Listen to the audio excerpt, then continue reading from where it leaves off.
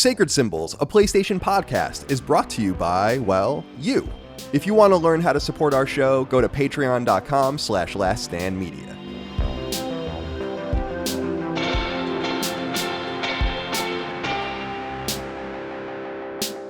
Greetings and salutations. Welcome back to Sacred Symbols Plus, a PlayStation podcast supplement. My name is Colin Moriarty. I'm joined by the family today. Chris Raygun, good to see you. Now, let's be a little awkward for a minute. Let's just make it awkward right off the bat. We're recording this out of order because a piece of this is going to go in the regular episode. All the other rest of this episode is going to go live after we come back from the holiday, but this is our first episode recording, so we kind of have to pretend. Well, we have to kind of save the catching up, I think, for the regular episode. Yeah, I think so. So let's just pretend we already caught up. It's great. Okay. You're doing great. You converted to Judaism. You celebrated your first Hanukkah. Welcome back to the show. How are you today, my friend? I'm doing all right. You know, I'm in New York right now. I fly out tomorrow at the time that I'm recording this, but made a quick trip for New Year's. New Year's is a big family tradition here for some reason. I don't know. And for some reason this year, everyone showed up. And I was going to not go because I don't like flying or traveling or doing anything of that nature. But I was like, if everyone's going, I guess so. But next year I'm staying home. Sure. Next year is like, listen, that was the whole point. Also, because my parents had come like a couple months earlier, it's fresh in their mind how annoying that trip is. Right. So it made a lot of, I scored some big points. I also surprised them. I told them I wasn't coming, and then I showed up. Oh. Snuck up in the woods like a psycho. They were making out on the front porch. Like, oh, Chris, I didn't see you. It's getting fun. Handsy with your mom here. That was your dad, not me, saying that. Yeah, that's what most dads say. Yeah, I'm getting handsy with your mom here.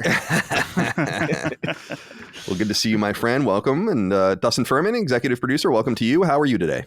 Doing just fine. I was telling Chris, I was like, we'll save the catching up. I've done almost nothing for 2 weeks. Today I woke up. I'm like, I feel a little more tired than the last few days. It's like, something instinctual. It's like, we got to, get back to working and doing stuff and recording today. Brain's like, maybe not. But no, we'll be just fine. I'm feeling, I had a coffee right before this. I'm energized. I'm ready to talk numbers. Yeah. This document here. Holy fuck, Colin. Yeah. Yeah. Holy shit. All right. So let me catch everyone. First of all, I was bored as fuck. I'm glad to be back.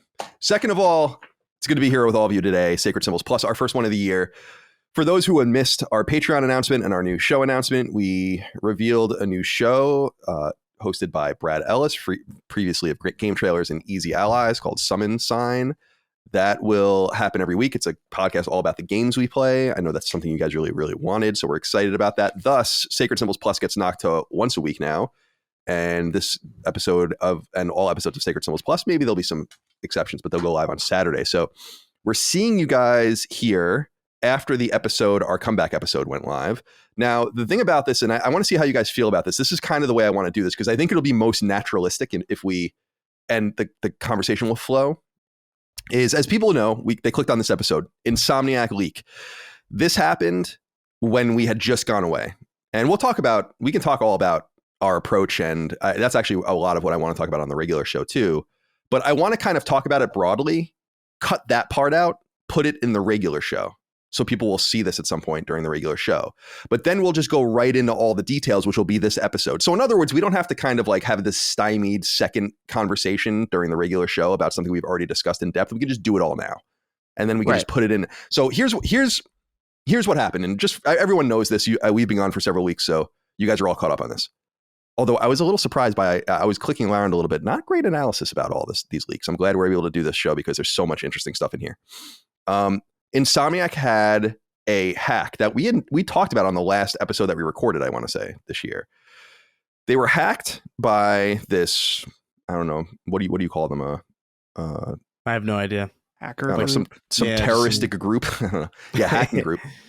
Al-Qaeda. And they apparently had tons of data from Insomniac that they garnered. Somehow we still have no idea at the time of recording who was responsible or who clicked on the wrong link and all this kind of stuff. I'm sure Sony knows, but I wonder if they're ever going to out them. And these guys said that they wanted 50 Bitcoin, which is about $2 million, and they would not release this information. Sony declined, and so they released the information. And what's interesting about this is two things.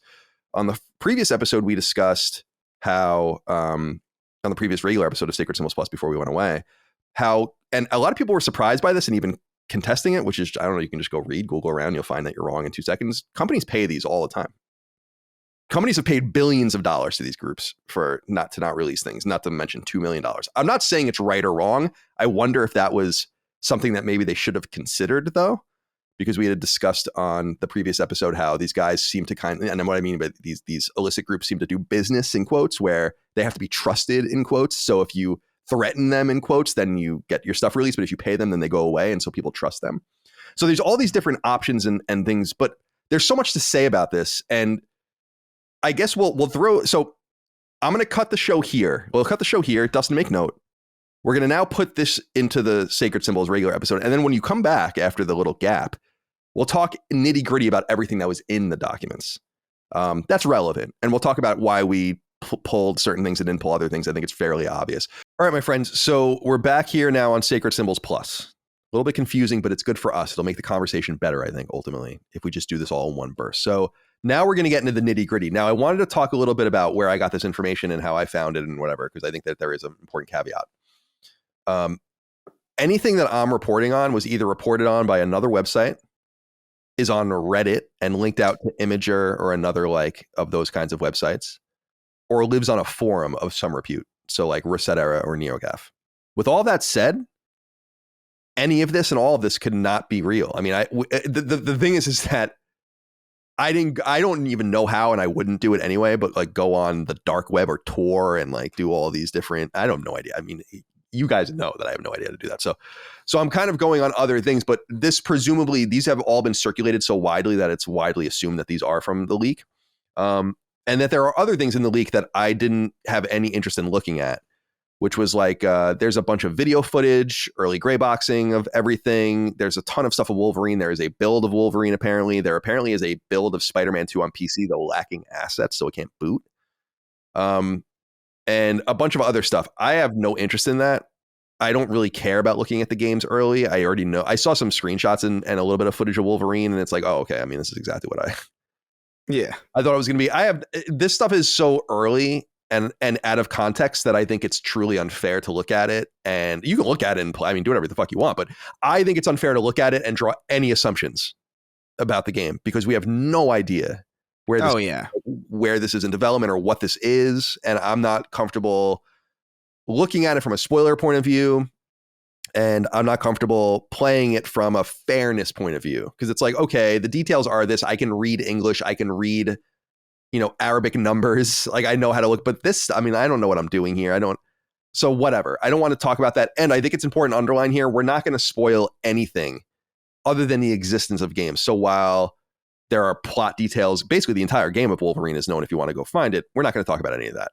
Any of the enemies, any of the plot points, nothing for Spider-Man 3, nothing for X-Men. So don't worry about any of that. It's not going to happen.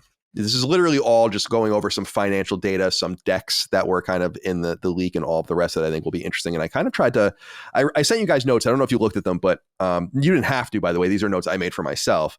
But I just tried to separate them into logical columns that we can get into.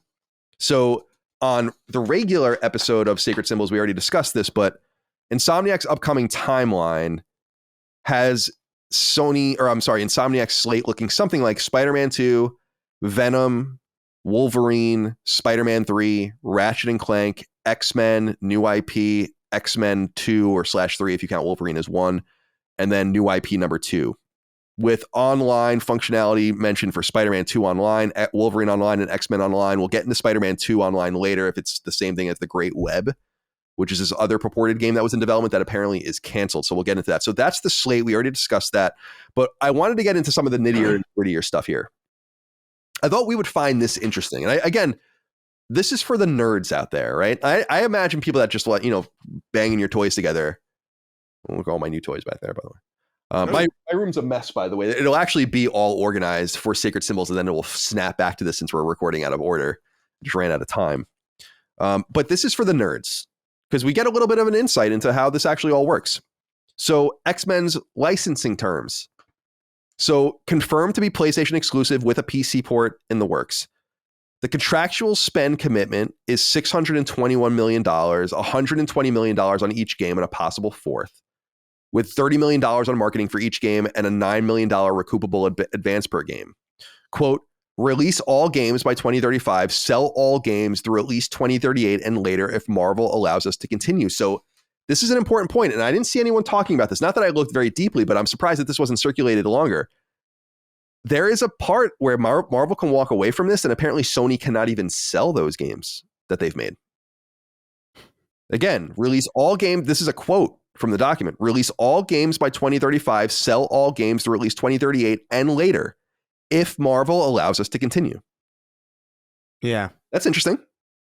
What do you think of that, Chris? It's weird.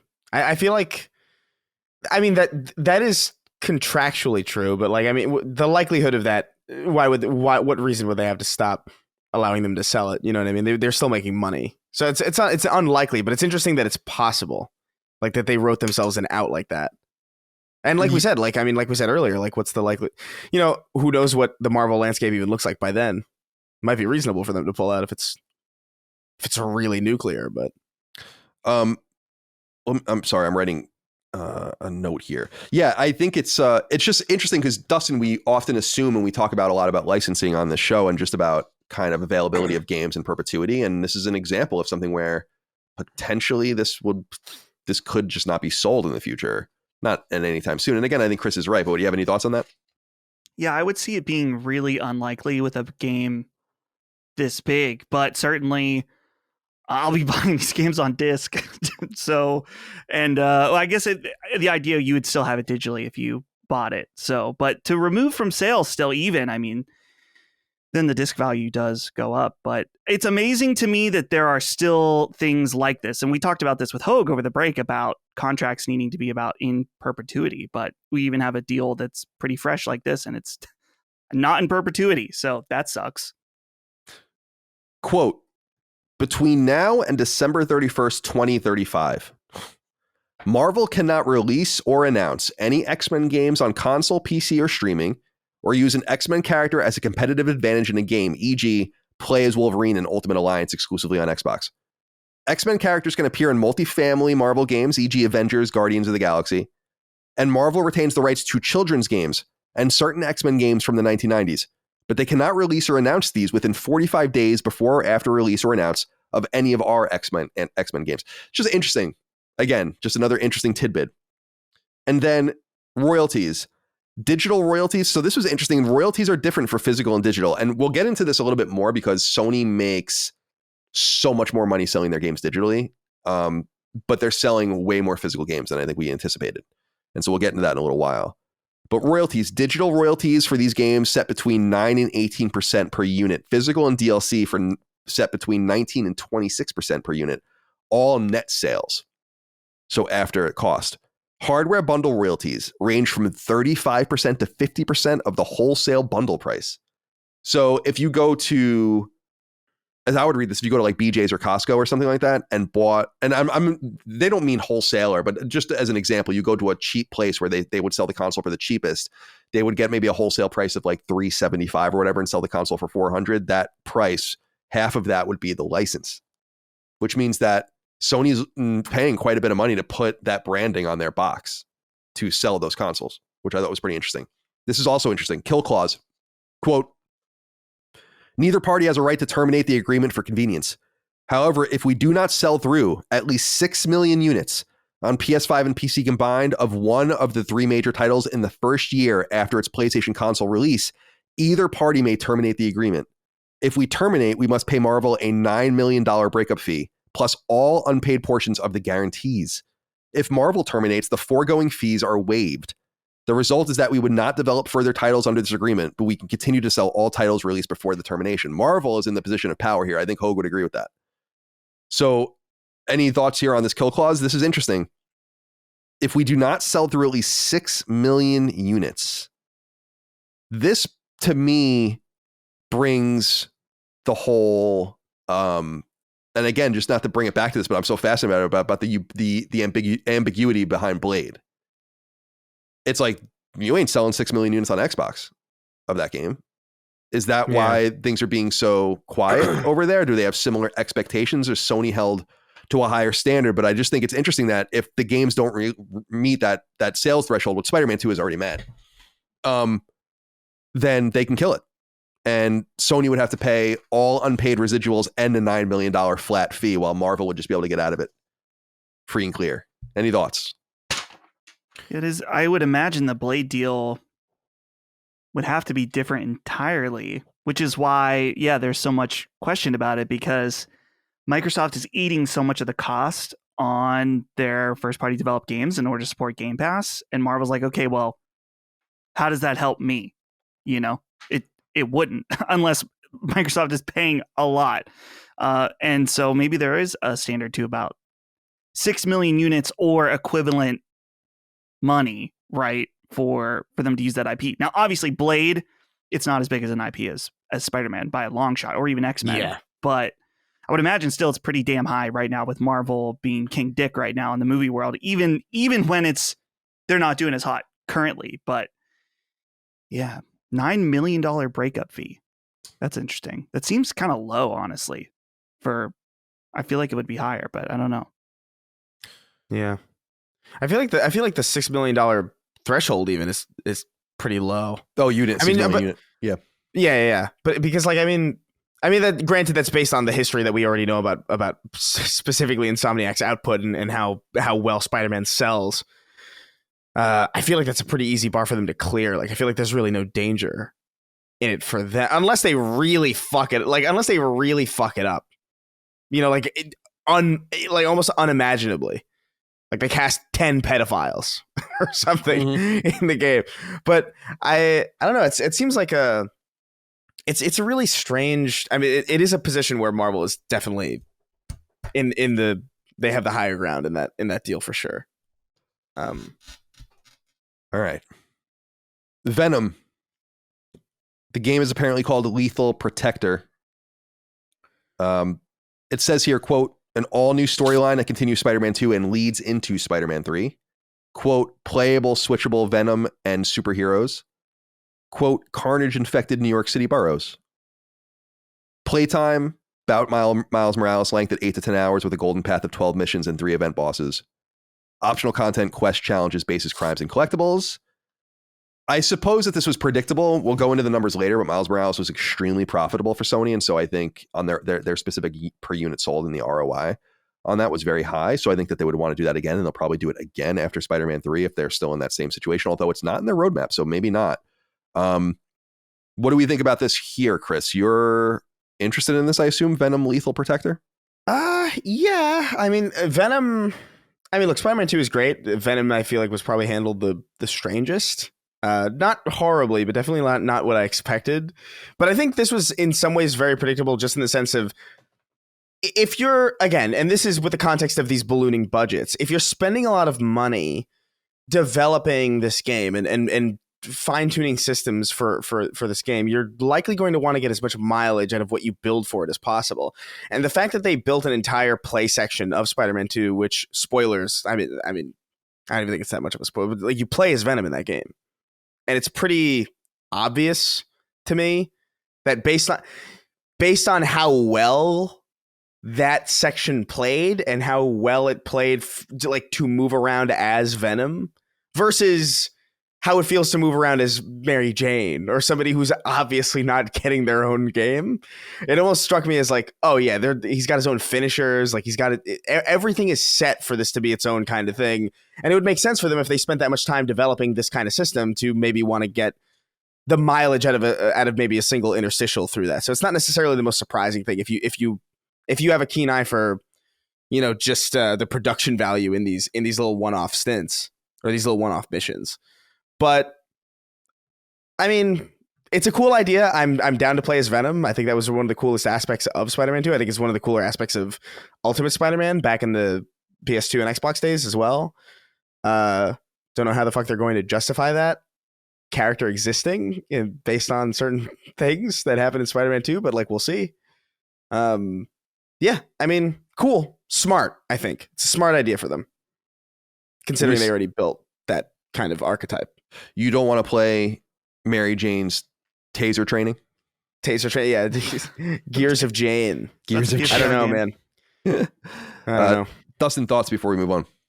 Yeah, I like this in that I like it's basically a big DLC, or as we used to call it, an expansion. And yeah, it's a really smart way to use the assets you already have. They're still good. People want more content, and so you can use that, change it up. And Venom, I thought, was super cool in the game, so seeing more of him is great.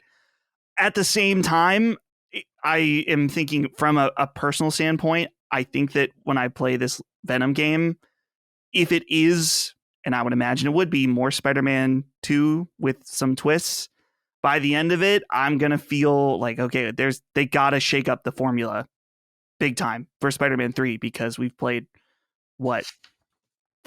This will be, because there's 3, 4, so 4 games that's in this format, and they do expand them, but I just wonder about burnout. But maybe that's just me. No, it's not just you. I think there's such a thing as too much. All right. This was interesting, and it's not to scare anyone, because it seems like they realized based on their deck internally that they're not going to do this. But there's this, I don't know if you guys saw this, that there was this idea that they might sell Spider-Man 3 in 2 or potentially even 3 components. I don't know if you guys saw this particular slide, but a slide indicates Sony is playing around with the idea, or at least was playing around with the idea, of splitting Spider-Man 3 into multiple parts. The original aim, Spider-Man 3 comes out holiday 2027, costs $70, sells 15 million copies. Net sales will be $700 million with a dev cost of $300 million, ultimately panning out to a 50% ROI after cost. But they experimented and said, what if you split it up into 2 fundamental parts? Holiday 2027, part 1 and multiplayer for $50. 12 million copies sold, with another 3 million sold for multiplayer only. Holiday 2028, part 2 comes out, 12 million copies sold at $50. 2029, a combo Game of the Year edition at $60 for everything, with 2 million sold, is presumably at 100% ROI. However, their numbers prove that this won't work out. So what's interesting is the ROI is significantly higher, or at least their math shows, that if they just release the game once, that they incur all the costs of making the game one time and then sell it once, their ROI will be higher. If they sell the game over multiple units, their ROI becomes 20% lower. It goes from like 50% to 30%, but they make more income. So the question is like, would you want to open up the risk to make less money over longer time, or just sell it once? And it seems like, I don't know, there's no clear answer. I'm sure it's something they talked about in the room when they were showing this on the board. But very interesting document that a lot of people were circulating, and I thought it was fascinating too. So any thoughts on this? I would laugh so hard if they did this. I'd be like, you have got to be kidding me. And I think maybe part of it, though, is because we were saying Spider-Man 2018 Spider-Man to Miles, Spider-Man 2 Venom, Spider-Man 3 ? So I guess their argument would be no, Spider-Man 3 part 1, Spider-Man 3 part 2. And I'm like, this feels a little bit Hunger Games-ish, or The Hobbit or something. It was some weird thing that was split arbitrarily. Not feeling it. Thus. Or Chris, let's go to you first. Whoever wants to speak on it. Go ahead. I don't know how to do this anymore. I haven't done this in a few weeks. Yeah, well, that's exactly what I thought of was, I mean, The Hobbit was supposed to be 2 parts, and then they forced Peter Jackson to do a third. I don't know if it was his decision or theirs, but it ended up being a bad one. But yeah, they did this a million times. Harry Potter did this. But here's the thing, and I know those are films, and we're talking about video games here, but I strongly felt of all of those movies that split up into parts, every single time, the end of part 1 is so unsatisfying. So just from simply a player's standpoint, I think this would totally suck.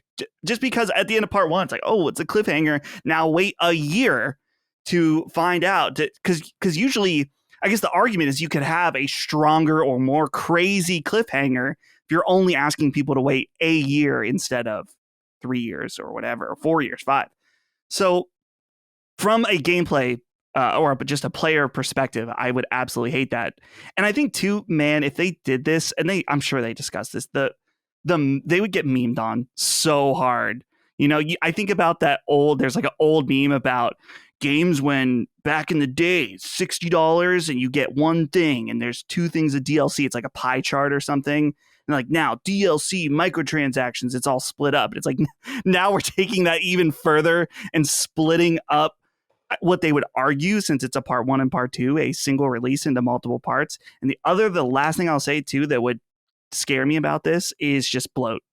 Trying to justify to people, it's like, oh, well, you're buying 2. It's basically like you're getting 2 games for, $100 instead of one game for 70. And I would just be worried there'd be unnecessary stuff. And again, I know these aren't films, but I think of the Hobbit movies and how much unnecessary shit, because they were filming it and they needed to pad out for 3 movies instead of 2. And you end up with all this trash in there. And so, I don't know, maybe that wouldn't be the what would happen, but I feel like it would certainly be a possibility.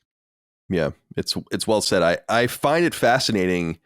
And again, I'm not a very mathematical person, but I'm looking at one of those documents where it was like, it's interesting to see them spell it out. Like, we sell this game at $70 once, and this is what we make. And then we sell the 2 games at $50 each at 12 million units, so a little softer than the 15 million unit total. But we put more money into doing this, and so the ROI is lower, but the net income is higher over time, right? So it's like this is the thing, Chris, that I actually probably should have said at the top, is that looking at all of these dissuades you of any notion that they don't look at and think about and talk about fucking everything. And we'll get into that later with PS Plus and all the interesting experiments. In fact, I put a document into the Discord that I saw where I was like, I don't even know what the fuck this says. Like, it was it was like all these mathematical equations stuff. Like, I do my best, you know.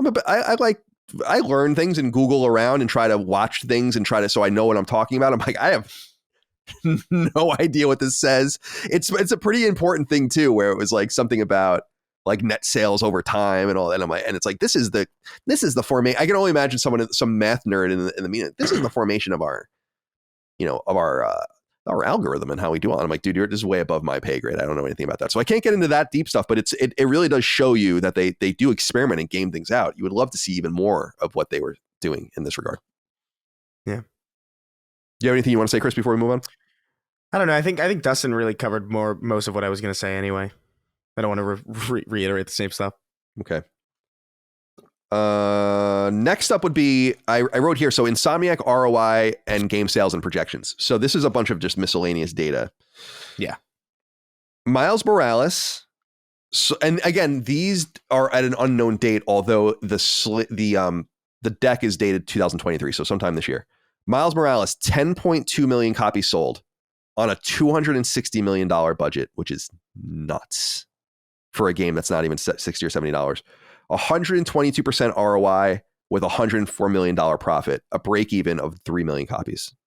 So well surpassed it.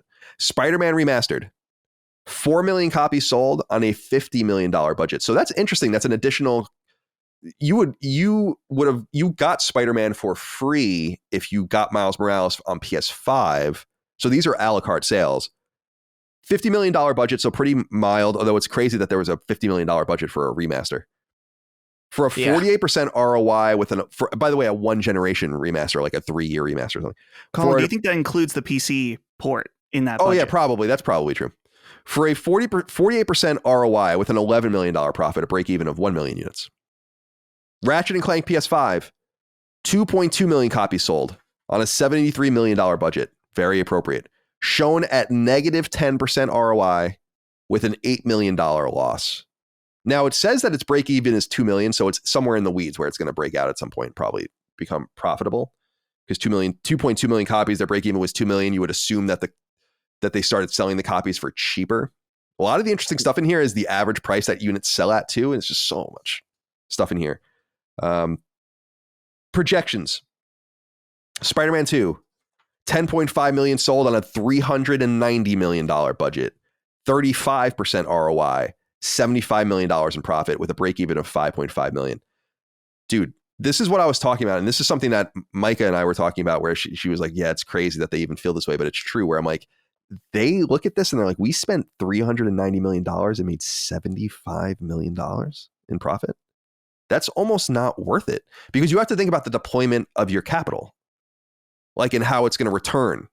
And that's pretty close to the margin for them, I would imagine. I'm sure they're not happy about this, but Spider-Man 3, they project 14.5 million copies sold, probably because the PS5 will be much more ubiquitous at that time. Maybe they're also tipping their cap that it'll be on PC day and date. Who knows? On a $555 million budget. So to Spider-Man 3, no, actually, let's go back. Spider-Man 2, $390 million budget. Spider-Man 3, $555 million budget. 75% ROI with $170 million profit projected, 5.5 million break-even units sold. Wolverine, 10 million units sold on a $390 million budget. 40% ROI with an 85% or $85 million in profit with a 5 million break even. So pretty similar to Spider-Man 2. All right. Granular sales of the original Spider-Man were in the leak, showing at the time 21.6 million units sold. And this is what I was saying to you earlier. This is for you, Dustin. 14.6 million units were on disc. 7 million were digital. DLC sold an additional 3.5 million units. Sony's net sales are described as $442.3 million on disc and $351.3 million on download. Very important data. We're going to come back to that in a little while. For $793.7 million in net sales. Disc price per unit, $30.36 on average. Digital price per unit, $33.31, including DLC, which actually drags the number down. So in other words, DLC digital sales are counted as a digital sale. That drags the number down. It would be significantly higher. The number I wanted to get back to, really, really important. 14.6 million copies of Spider-Man on PS4 were sold on disc. Sony made $442 million on that. 7 million copies were sold digitally. Sony made $351 million on that. You guys notice anything? They're making so much more money on digital copies that it's like absolutely nuts. And it's no wonder that they want to start kind of pushing that more. I think even selling your PS5 and being like, don't worry about the disc drive. You can get the disc drive. Yeah. But don't worry about it. Well, why? Because Spider-Man was selling at $3 higher per unit, dragged down by lower DLC costs, by the way, digitally. Sony sold twice as many copies physically as digitally, but only made $90 million more. What do you think of that, Dustin? Good news, bad news? Good news, bad news, because it's good news for you. Sure. It's kind of bad news for Sony. Although the data is old, this is PS4 data. I'm sure that you would probably see the inverse of this on PS5 for Spider-Man 2, but I would be curious to know more. What do you think about that? The number, they probably look at this and say, like, we must sell digital copies of games. Like, no doubt about it. The physical copies are at a loss, and we're going to get into that as well. The cost of goods sold. So anyway, do you have anything you want to say on this? Oh, they absolutely want you to digital for so many reasons. Cut out the manufacturing, cut out the cut they got to give to GameStop, Target, Walmart, Amazon, whoever. They cut that out. And also they have complete control over the price going forward, where a lot of copies of Spider-Man may have been bought on a sale. They might have been bought used or something like that. And that's a used sale doesn't put any money in their pocket. Whereas digital, there is one place where you can buy that digital game, and it's from Sony. And when you have it, you can't sell it to anybody. So yes, they absolutely want you to move to digital. I think you're right in that if we were to see like similar data in the future, as far as being Spider-Man 2 on PS5, I think it probably would be skewing more digital, just because I think that there's been enough time. Spider-Man 1 was 2018. So yeah, I think that even though it's been enough time, that I think that the market has definitely shifted. And I think too, when a console generation happens, I think you see a lot of people too that, okay, moving forward, I am going all digital with PS5, I'm sure is a big factor. So I'm sure that they have been successful in moving people over to digital and are pleased about that, because they definitely are going to make more money there. Cost of goods sold amounts to $51.1 million. So this is the cost to make the game, as you were saying, and getting it to market and all that. Royalty payments to Marvel total $214.9 million. Oh, man. Unbelievable. Marketing costs $47.4 million. Interesting granular details. July 2021, Sony made $894,000 on Spider-Man. In August of 2021, they made $2.46 million. In September of 2021, they made $2.23 million. Now, they say that 64% of Spider-Man 2's development costs was spent on the headcount, direct headcount. That means studio people at their teams themselves. Shared headcount, so at other Sony-owned teams, is 26%, while offshoring, what they call ODC, was another $22 million or 10%.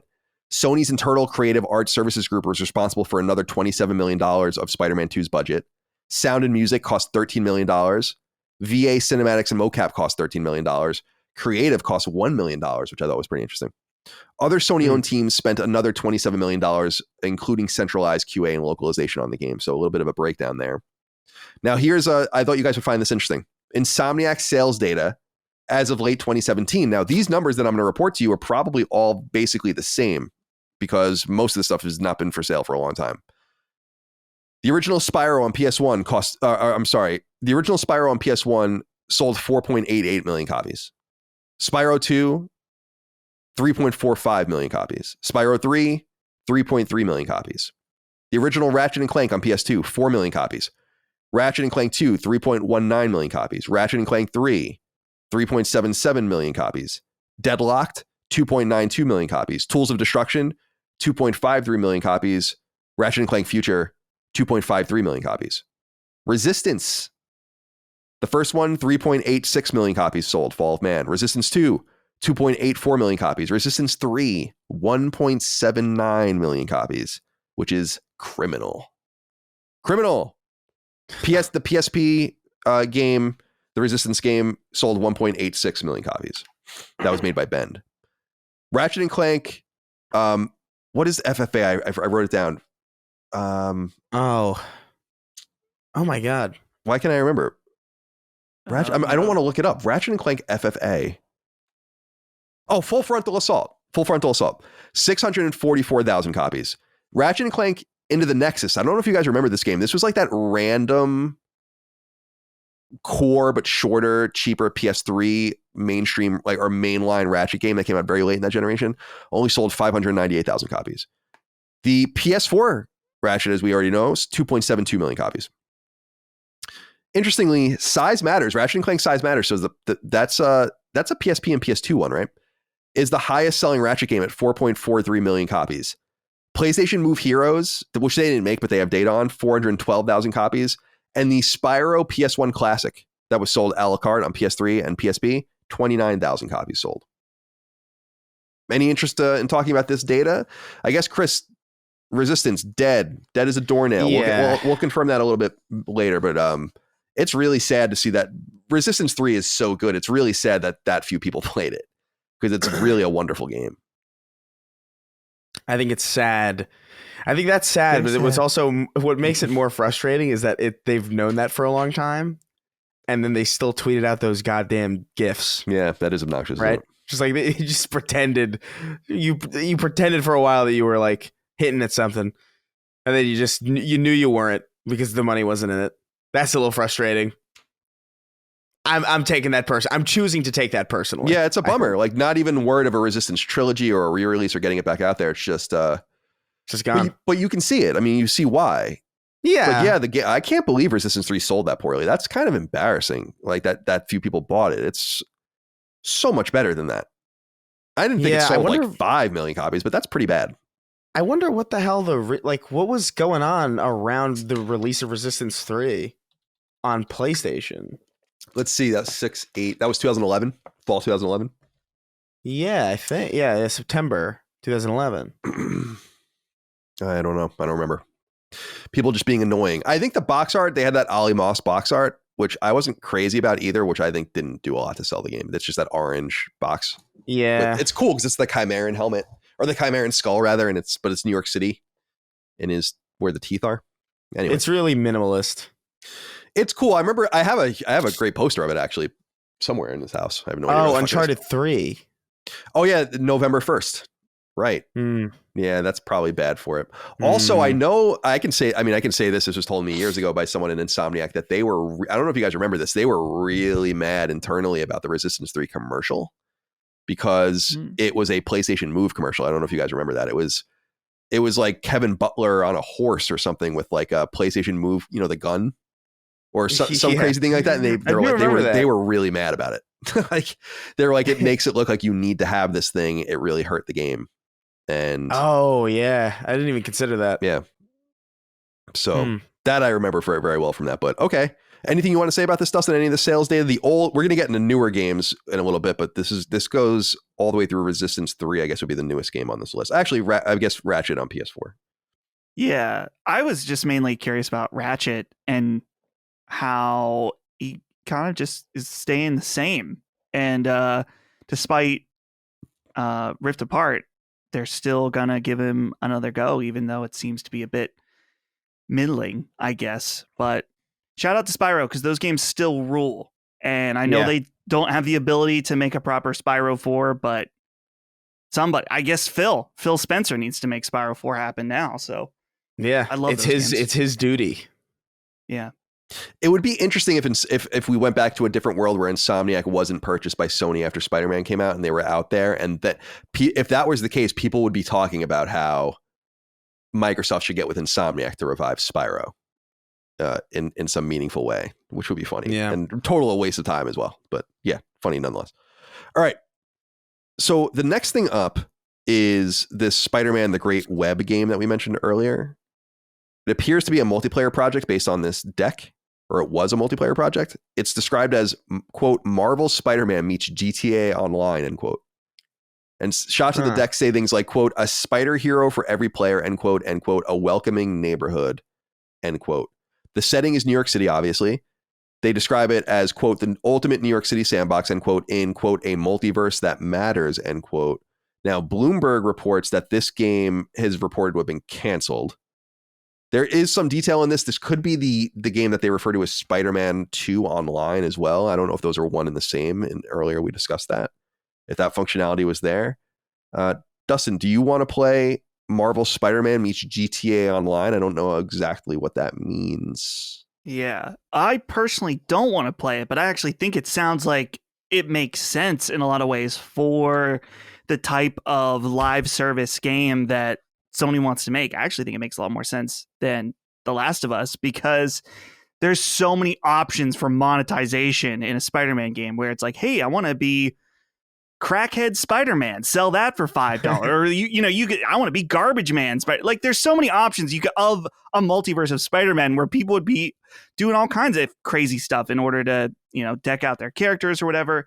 I think it would be kind of limiting in that GTA Online, I don't know, there's a whole element of vehicles in that game that adds a lot, whether it's flying around a plane or being a boat or driving a car or a monster truck or whatever, that I don't know how that would quite, I know they wouldn't be one-to-one, but Spider-Man would be a lot more limited, and it would be people swinging around and fighting people, which still really could be fun, but I don't know if it has quite the amount of scope that something like GTA Online. But I'm sure that, dude, I imagine that anytime a multiplayer game is pitched since GTA Online, that it gets pitched like, oh, we're going to be with success and monetization GTA Online.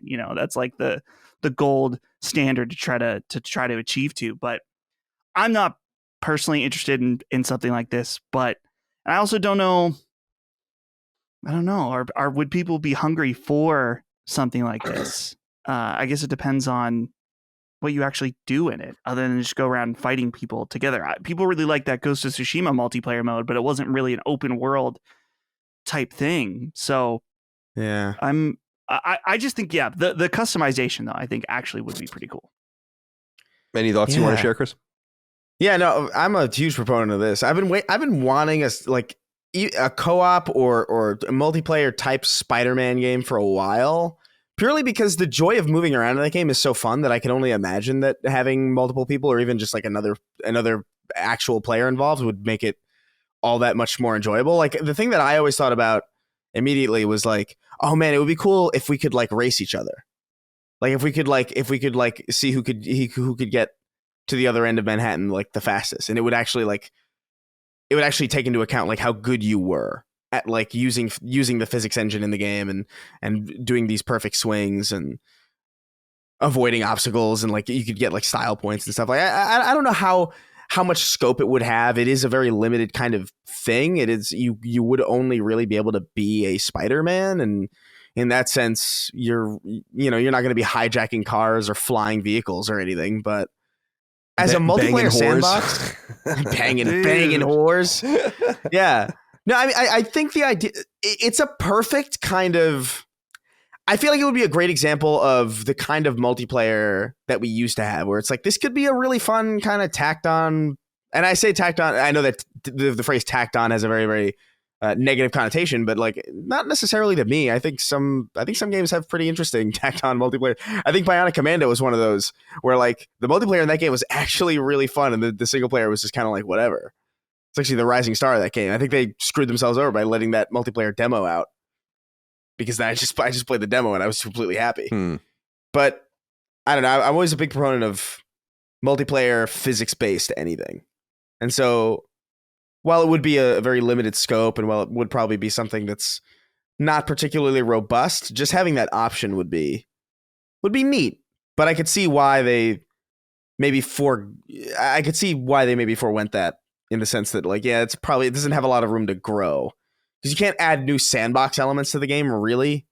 Like maybe you can add new equipment, but at a certain point it kind of steps all over itself. And really the cream of the crop there would be just the customization. And that's really just cosmetic, and there's a lot of money in cosmetic stuff, I guess, in Fortnite and all these other games. But like Fortnite also adds like new mechanics constantly. So I don't know. I don't know what the room to grow is for that, but I would be stoked to see it. Yeah, I mean, somewhere along the line, it didn't make sense for them, I guess, because it's no more. All right. How about some general Sony game sales data? This is pretty interesting, I think.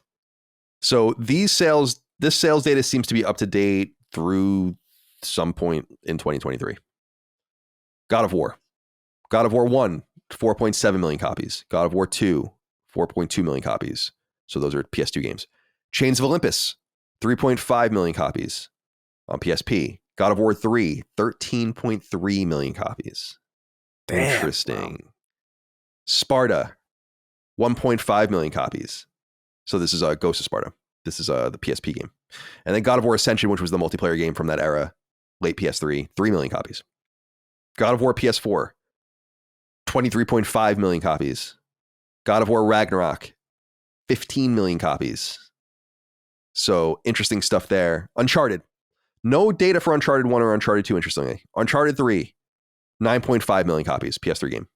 Uncharted Collection, which was the Blue Point collection on PS4, 10 million copies. Uncharted 4, 18.5 million copies. Uncharted Lost Legacy, 5.5 million copies.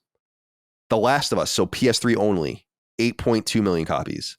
Remastered, 18.5 million copies. Whoa. 2, 10.3 million copies. Definitely going to underline that. I want to talk about that in a minute. Gran Turismo. The original games 1, 2, and 3 all on... No, 1 and 2 were on PS1, right? PS1. 10.8 million copies for 1, 9.3 million copies for 2. A-Spec, that was PS2. GT3, 14.9 million copies. 4 Prologue, 1.4 million copies. 4, 11.8 million copies. 5 Prologue, 5.4 million copies. 5, 12 million copies. 6, which was released after PS4 came out but was a PS3 game, 5.2 million copies.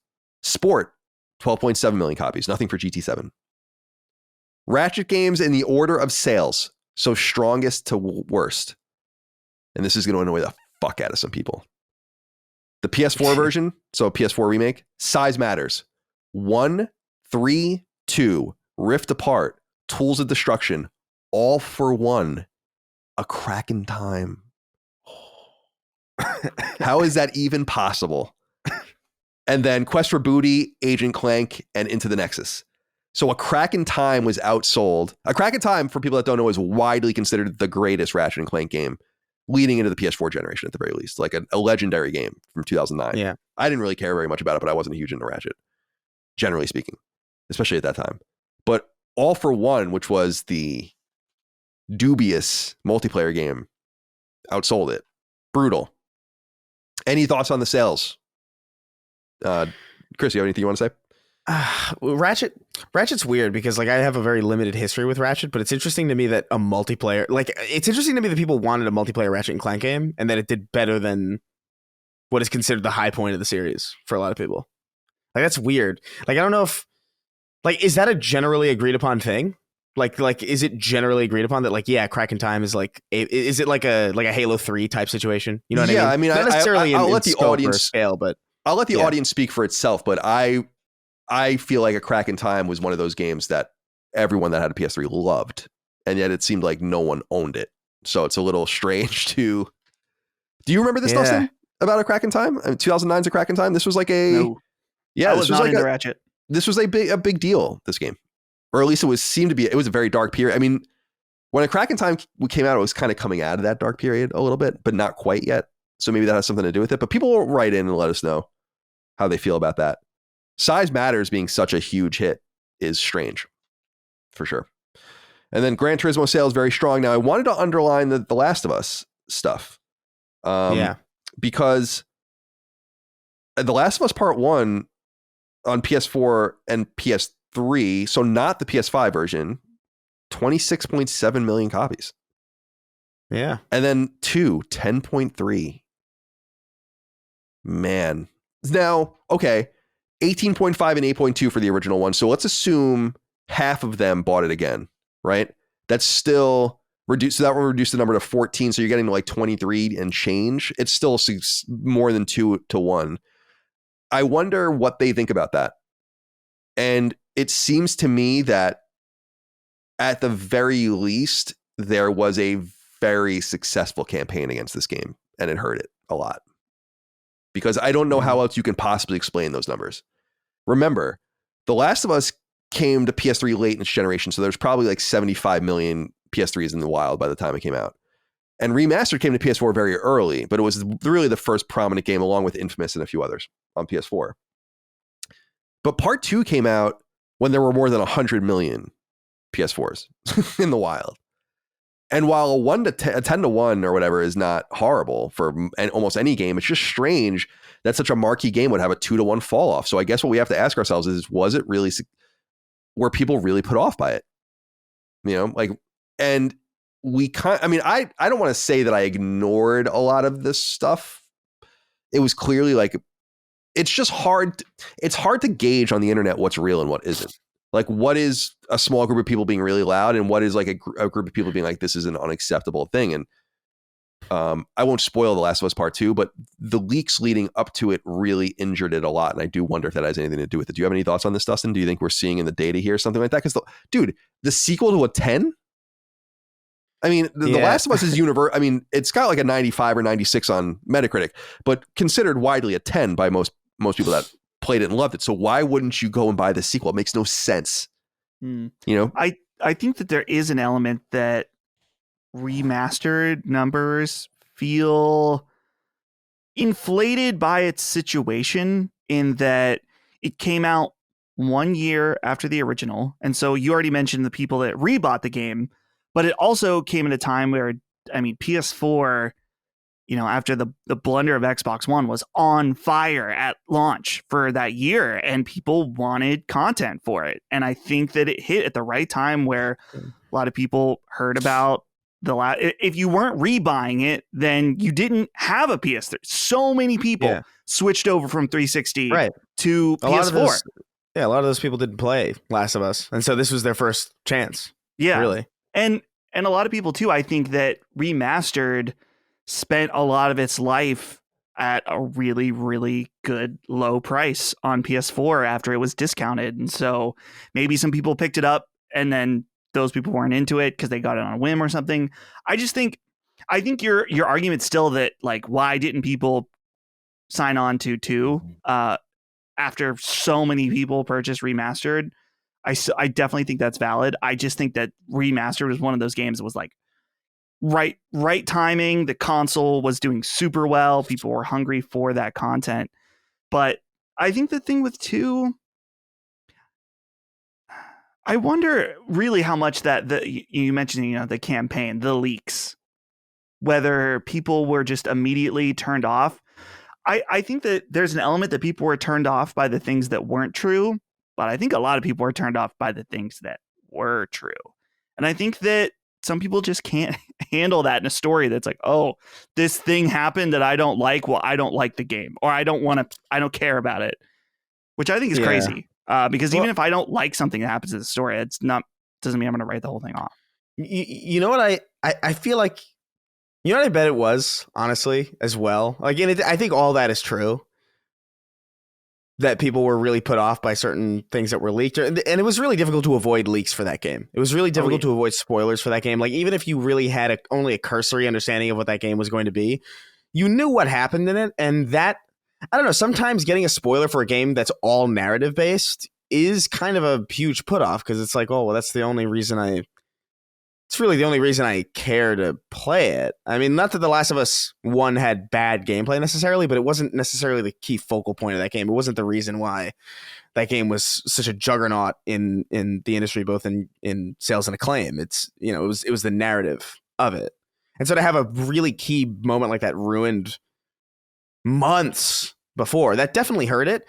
But I also feel like, and this, to be fair, feeds into that, but I also feel like the time that The Last of Us Part 2 came, it was just a really rough time for a lot of people. And I feel like a lot of people knew that there were certain depressing things happening in that game that they were like, I don't know if I want to be depressed right now. I don't know if now's the time for this kind of game.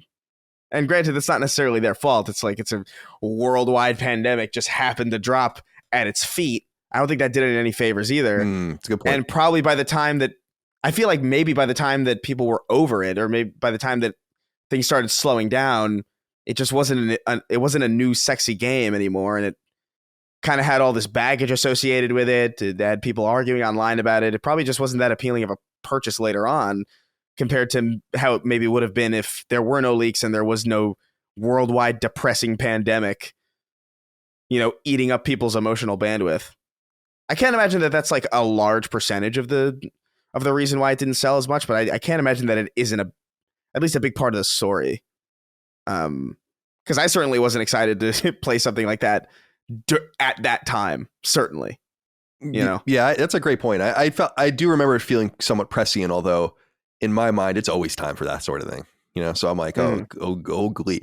So here's the thing about this. There's a few things. Number one, we'll see what kind of Naughty Dog's and Sony's testicular fortitude is with the decision made towards the beginning of The Last of Us Part 2 when the HBO show comes out, because I'm of two minds with this. And again, I'm not going to say outright spoil it for you guys. For those that haven't played it, you really are making a huge mistake and you should play it. I would love for them. I don't think that they have the balls to make that happen as quickly as it does in the game. And I say this from the bottom of my heart, would love nothing more than for them to just hit people with that in the first episode. But they will never do it. You know? Yeah. And I also think that the second season will maybe even be the interstitial space between the games, which I think would be fucking fantastic. That would be so awesome. And we don't even get to part 2 until season 3. And then maybe by the time we get to season 4, it's the third game. You know, maybe they come out around the same time. Ooh, a little bit of synergy. Maybe. Perhaps. Yeah. Yeah, go ahead. I'm sorry. No, I mean, it's technically not relevant, but I feel like they would be better to drag it on a little bit.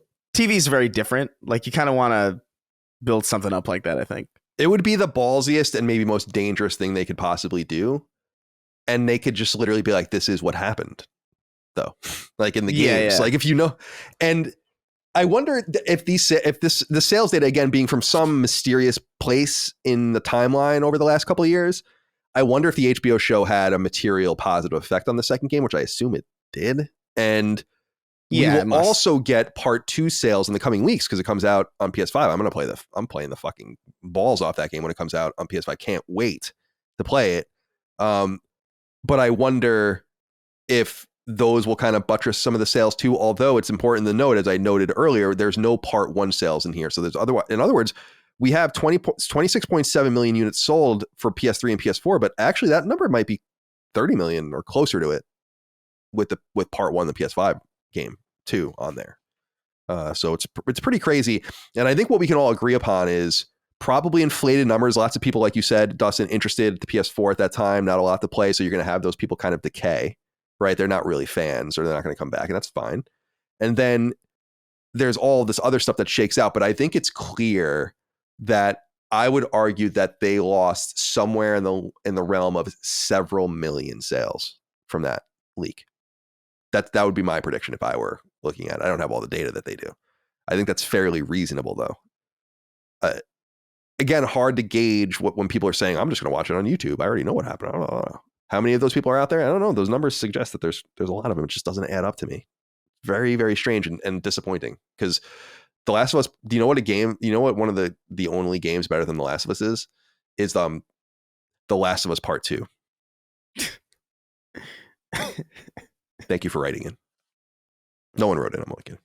All right. Oh, I wanted to also say, just to underline this, God of War. Why is it so? I mean, I don't want to be a dickhead, but I'm surprised that it's that popular. 23.5 million copies. That's serious, dude. Real serious. 1 in 5 PS4 owners. It's incredible. And Ragnarok at 15 million split between the consoles, but that's very respectable. I understand why they are going to be loath to walk away from it, although I think they really should, in my opinion. Yeah. The question is, will they? No. Seeing these numbers, I don't know. I'm not so confident anymore. Well, I don't know. It would behoove them, but based on what I've played of, and we'll get into this in the real show, of Valhalla, I almost feel like there's no room. I don't know what the hell. I really have no idea what the hell they would do after this. They've really kind of written themselves into a bit of a corner here. So it would be interesting to see how they would write themselves out of it. But now would be a good time. It's interesting too that because what was the difference between 2 and 3 again? God of War 2 on PS2 was 4.2 million. God of War 3 on PS3 was 13.3 million. That's crazy to me. That's a wild leap. What do you think? What do you think that's all about? I think it was the PS3. I mean, it was it was probably one of the better looking games at the time. Yeah, I was gonna say I remember it being maybe the prettiest console game when it came out, and that was in 2010. Yeah, I remember it. I remember it even as an Xbox player, being hearing about it and hearing seeing a lot of hype about it, and they're like, "Oh man!" And I never really heard about God of War before that. I knew it existed, and I'd watched reviews of it on G4 or whatever, but nobody interpersonally ever really talked to me about God of War until God of War 3 came out, and people were like, "Yo, it's the starting. It starts so crazy." And you'd see most beautiful game ever. And I'm like, oh shit. Okay, I guess this is a new era for this. And they were probably like, fuck, we just ended this. and now it's a massive success in comparison to what we were doing before. It makes some sense in context why they would go towards Ascension to kind of try to marry God of War's popularity with the trend at the time. And still selling 3 million copies, I'm sure, was actually profitable for them. But what's interesting too here, though, is just the sales data of the Ready at Dawn PSP games, Chains of Olympus and Ghosts of Sparta, 3.5 million and 1.5 million. So pretty respectable, although it fell off a little bit. Anyway, thought I would share that. Fun times. Let's move on to this next thing here. I'm just writing down another note. Okay. Strategic context marked as secret in a wide-ranging and mega-long deck. So the next upcoming stuff is about PlayStation Plus. And I thought we would get into this. This is just incidental. This has nothing to do with Insomniac. This comes from a Sony internal. But it's focused on the global sales and business operations, which they call GSBO.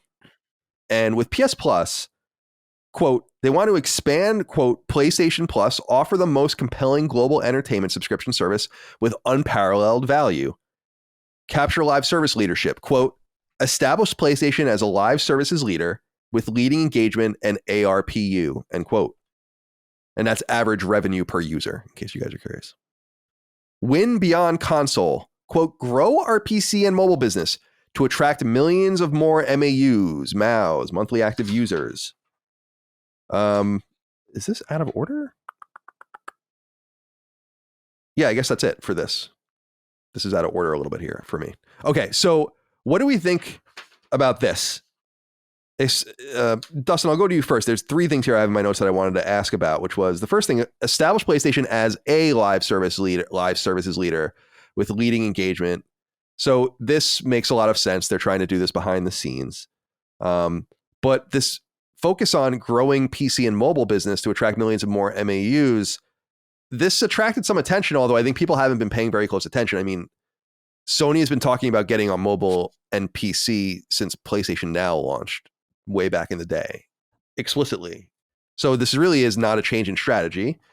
We already know that Sony wants to make mobile games. They bought a mobile studio, although they haven't gotten anything out yet. And PC games have been coming out for years now, so we know about this. So I wanted to ask you here to start, what do you think about Sony kind of looking at the pillars as PC and mobile expansion, PlayStation Plus, and then this idea of live service? Note that there's nothing on this particular deck about the games that a lot of their players matter the most or care about the most, which is their single player offerings.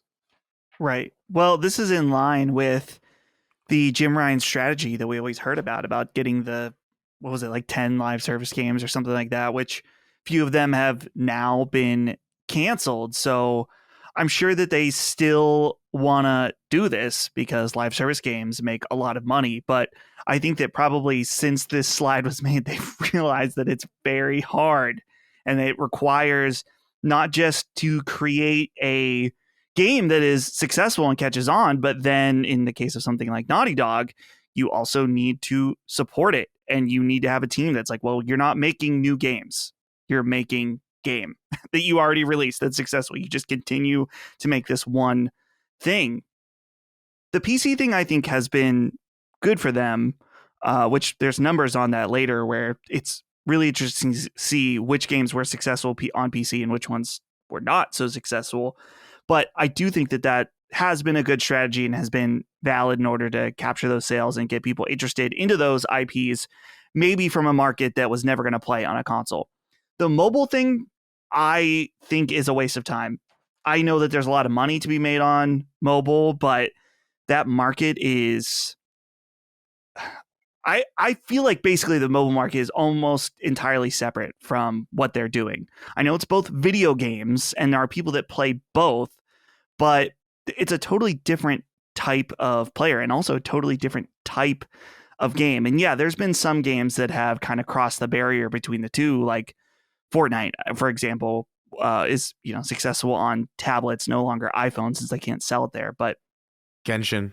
Genshin Impact. And so I think there is something there, but they haven't been able to successfully put anything out. And their weird strategy with some of these games, like that Wipeout game, that what even was that? It was like a pilot manager game. I mean, what is it? What were they doing? I thought you were literally asking what it was. Yeah, I have no idea. I have no idea what they were doing. Yeah, what were they doing? Like, oh yeah, you can use our IP, but we're not really gonna I was promote like earnestly answering it. Yeah. Sorry. Yeah, go on. Yeah. I feel like they came to it a little bit late because I feel like they came to it with the mentality of like, oh my God, you could just make something like as simple as Candy Crush and just make a boatload of money, which I guess is still true, but it definitely used to be more true. But now that there's like actual competition in the mobile space with like Fortnite being playable there, Call of Duty being playable there, Genshin Impact being playable there, games that are more or less indistinguishable from like actual console games, apart from just like maybe like a specific kind of art style that seems maybe like simplistic or easy enough to run on mobile phones, which I mean mobile phones are now running Resident Evil 4, so I feel like they can't really.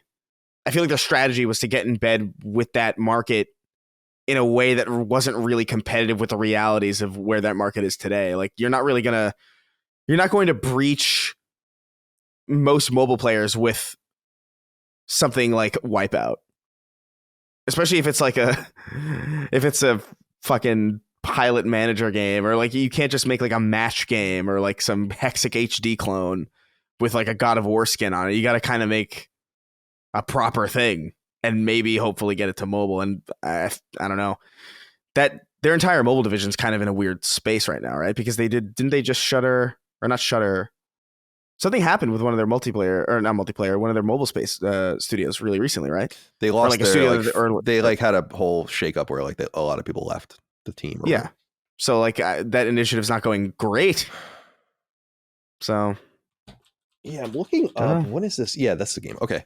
So I wanted to push back a little bit, and not so much on you, Chris, but more on Dustin, in just the sense that I think it is important for them to be in this space. I just think that, again, it comes down to distraction and what is additive and what is distracting. So let's look at something like Naughty Dog and working on The Last of Us Online. And that was kind of a distraction. It might have been really good, but it was a distraction ultimately from what they can do. But it doesn't mean that that was a bad idea. That was probably a pretty good idea. And I like the idea of them competing on in multiple spaces to make PlayStation more of a platform, because I think that that's kind of incumbent on them for long-term survival. I'm not even sure it matters in the midterm, but it matters. It definitely doesn't matter in the short term. But in the long term, I think you want to make those kinds of investments. And I think that there's something, I could be totally wrong, but there's something clearly went wrong with their mobile initiative and what happened at, what is it, Savage in Europe, and kind of the turnover there. But it's also like they are making a game there. And I do want to see what it is before I judge it so much. It is easy to judge like the things that they licensed and just never allowed to come out or whatever. But I do want to be fair and say like, okay, what are you going to do? Because this was what I was looking up when Chris was finishing up before, was that, isn't this Fate Grand Order game like in the top, it's like one of these games is in like the top 10 all time mobile games for money's made, and Sony Music owns it or whatever and runs it. So they do have some like internal, I'm not saying knowledge, but some experience with how much money they can be made there.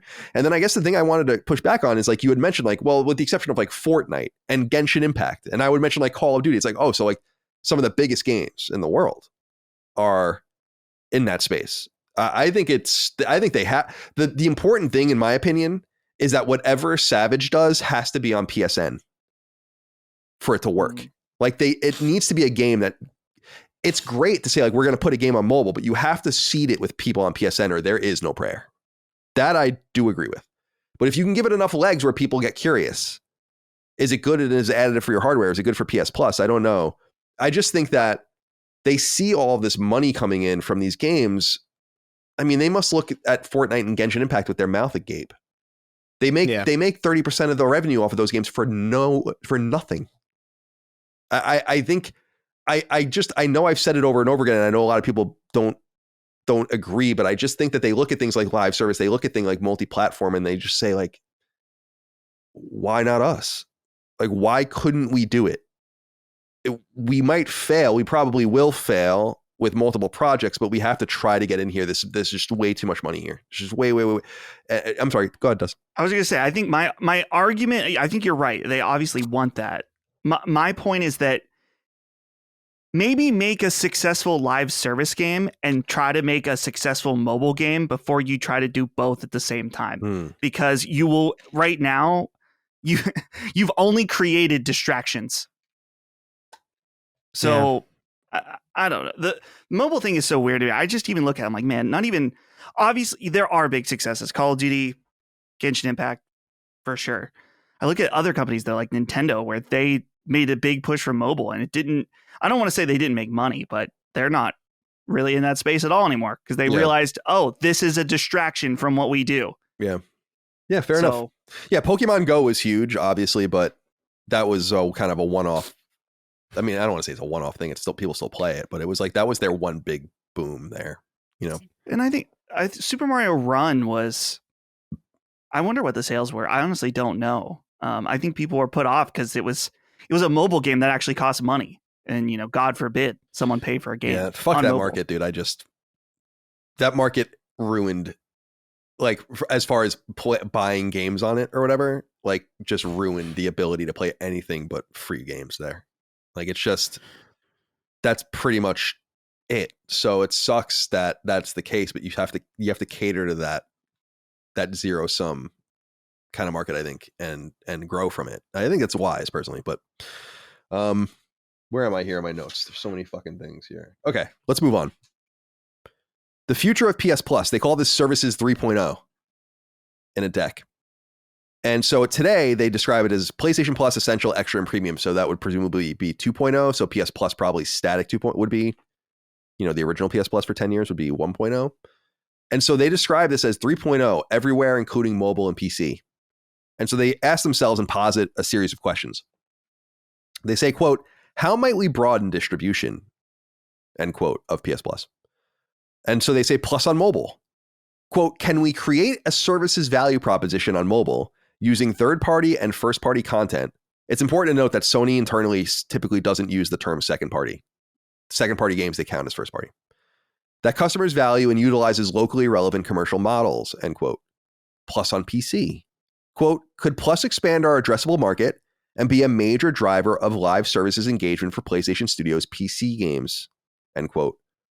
Game streaming on mobile, smart TV, and browsers, quote, would expanding game streaming to mobile, smart TVs, and browsers help us acquire and retain more subscribers, end quote. Subscription leaders, quote, can we partner with media and other subscription providers to scale our offerings for both console owners and off-console players, end quote. They use Disney Plus, Spotify, and Crunchyroll as their examples.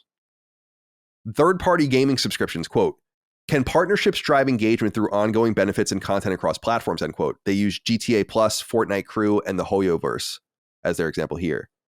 And streaming platforms, quote, can strategic partnerships enable us to meaningfully expand our game streaming reach? This is interesting because I think that people have to kind of wrap their minds around this similarly to how they wrap their minds around PlayStation games coming to PC, generally speaking, like first and second party games, which is they can do this and kind of have this experience with PlayStation Plus Extra and Premium, which we're going to talk about in a little while and how that all breaks down. And especially with PlayStation Plus Extra, which is more popular than they anticipated. And just get that on PC, even through streaming, but maybe even natively in a way that doesn't really affect the bottom line for them on PlayStation 5 or console first players, because it's just the product as it exists already for a mobile or PC audience. And it's interesting that they're literally looking into doing this. It seems like it's inevitable. I don't really mind this, and I don't know why people have people are like put off by this, but I'm like, well, why not have PlayStation Plus everywhere if they're not going to do day and date releases and big AAA releases on it, typically speaking, which they're not going to, because we're going to talk more about that later, at least in the short and midterm. I don't really have a problem with this. So I'm curious, Dustin, do you have anything you want to say about the future of PS Plus services 3.0 everywhere, including mobile and PC? Yeah, this reminds me of on Punching Up, we talked about when Nintendo does their yearly reports and stuff like that, that everything they want everything to flow back into the core business. And so getting shows out there, getting their stuff on PC, they all view those things. Even selling a game on PC, I think they're hoping that while they make direct money on that they're like, yeah, hopefully this brings people into the core console platform, whether you play a game and then you get invested in the series and you decide to check out PlayStation 5, something like that. It's all pointing back to that core business. Do you have anything you'd like to say, Chris, before we move on? Yeah, I mean, I feel like, first of all, I think that'd be a great idea. I think they should do it because, like you said, if they're not doing, I mean, Game Pass gets away with it too, but they're doing day and date, and if you have a service that's not doing day and date, I really don't see what the risk factor is for you at all. You're not really giving away anything of extreme value to your customer base, but you're also reaching people where they're at. And as much as they're willing to engage, because the reality is, like, there's just some people on PC who just are not going to buy a PlayStation, and they never will.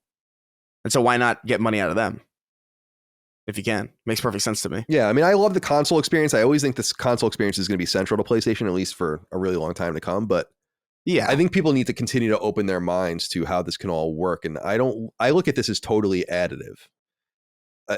We'll talk more about, people have more context. Maybe I should have put these in different orders, because PlayStation Plus Extra and Premium, especially Extra, doing so well that I think Sony looks at that and says, like, we have something interesting here that people might want to tap into.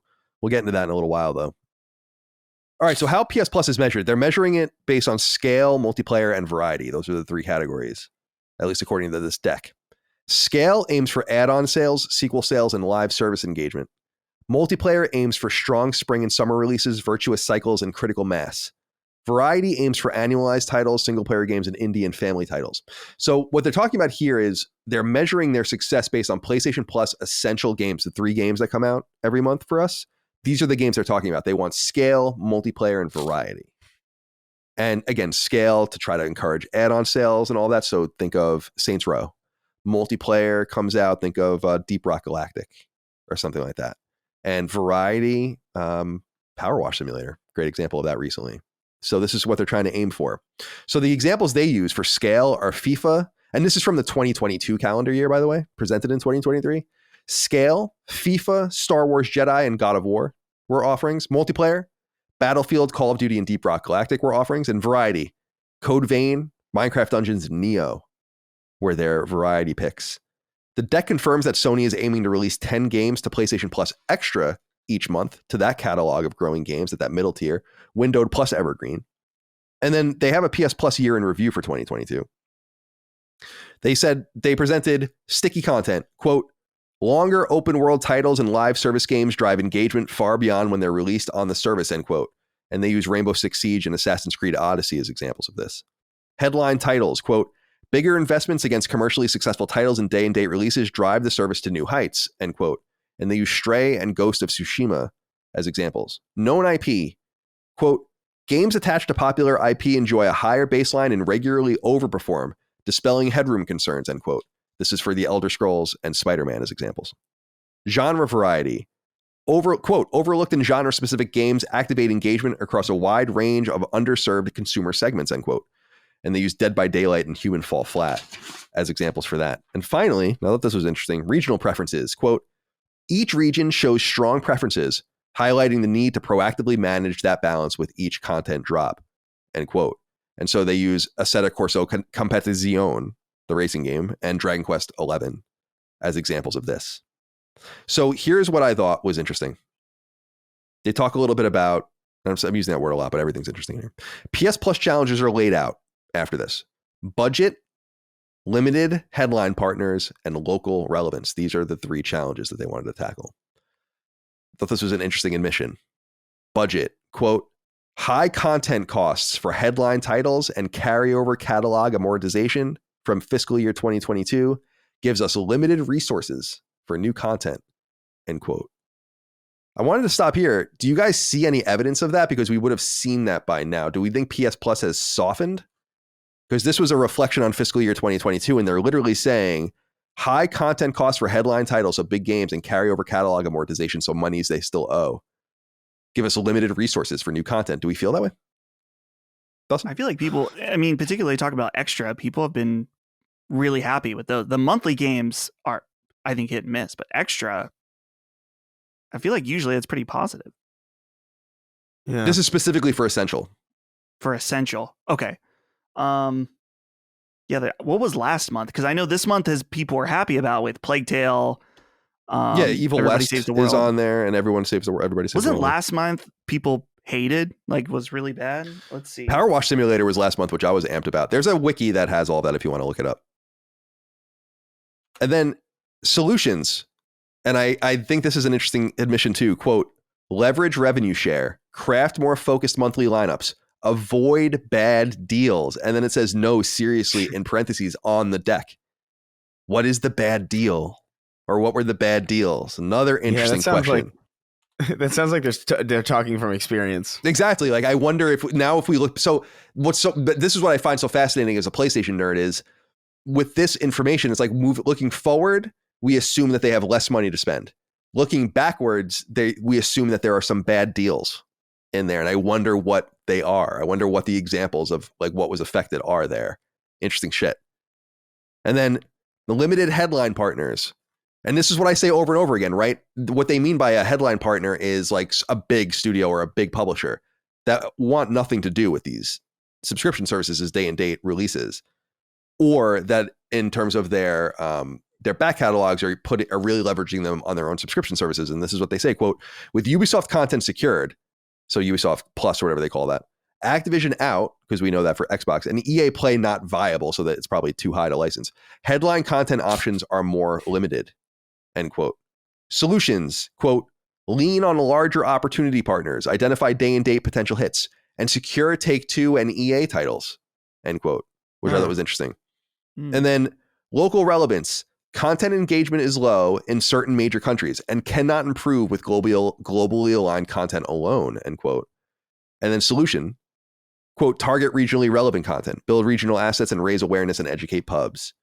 So any reflections on any of this? I think that there's a lot of interesting stuff here just in looking through the catalog and trying to figure out what the bad deals were, what the hit in monies to spend were, and how challenging they're finding it.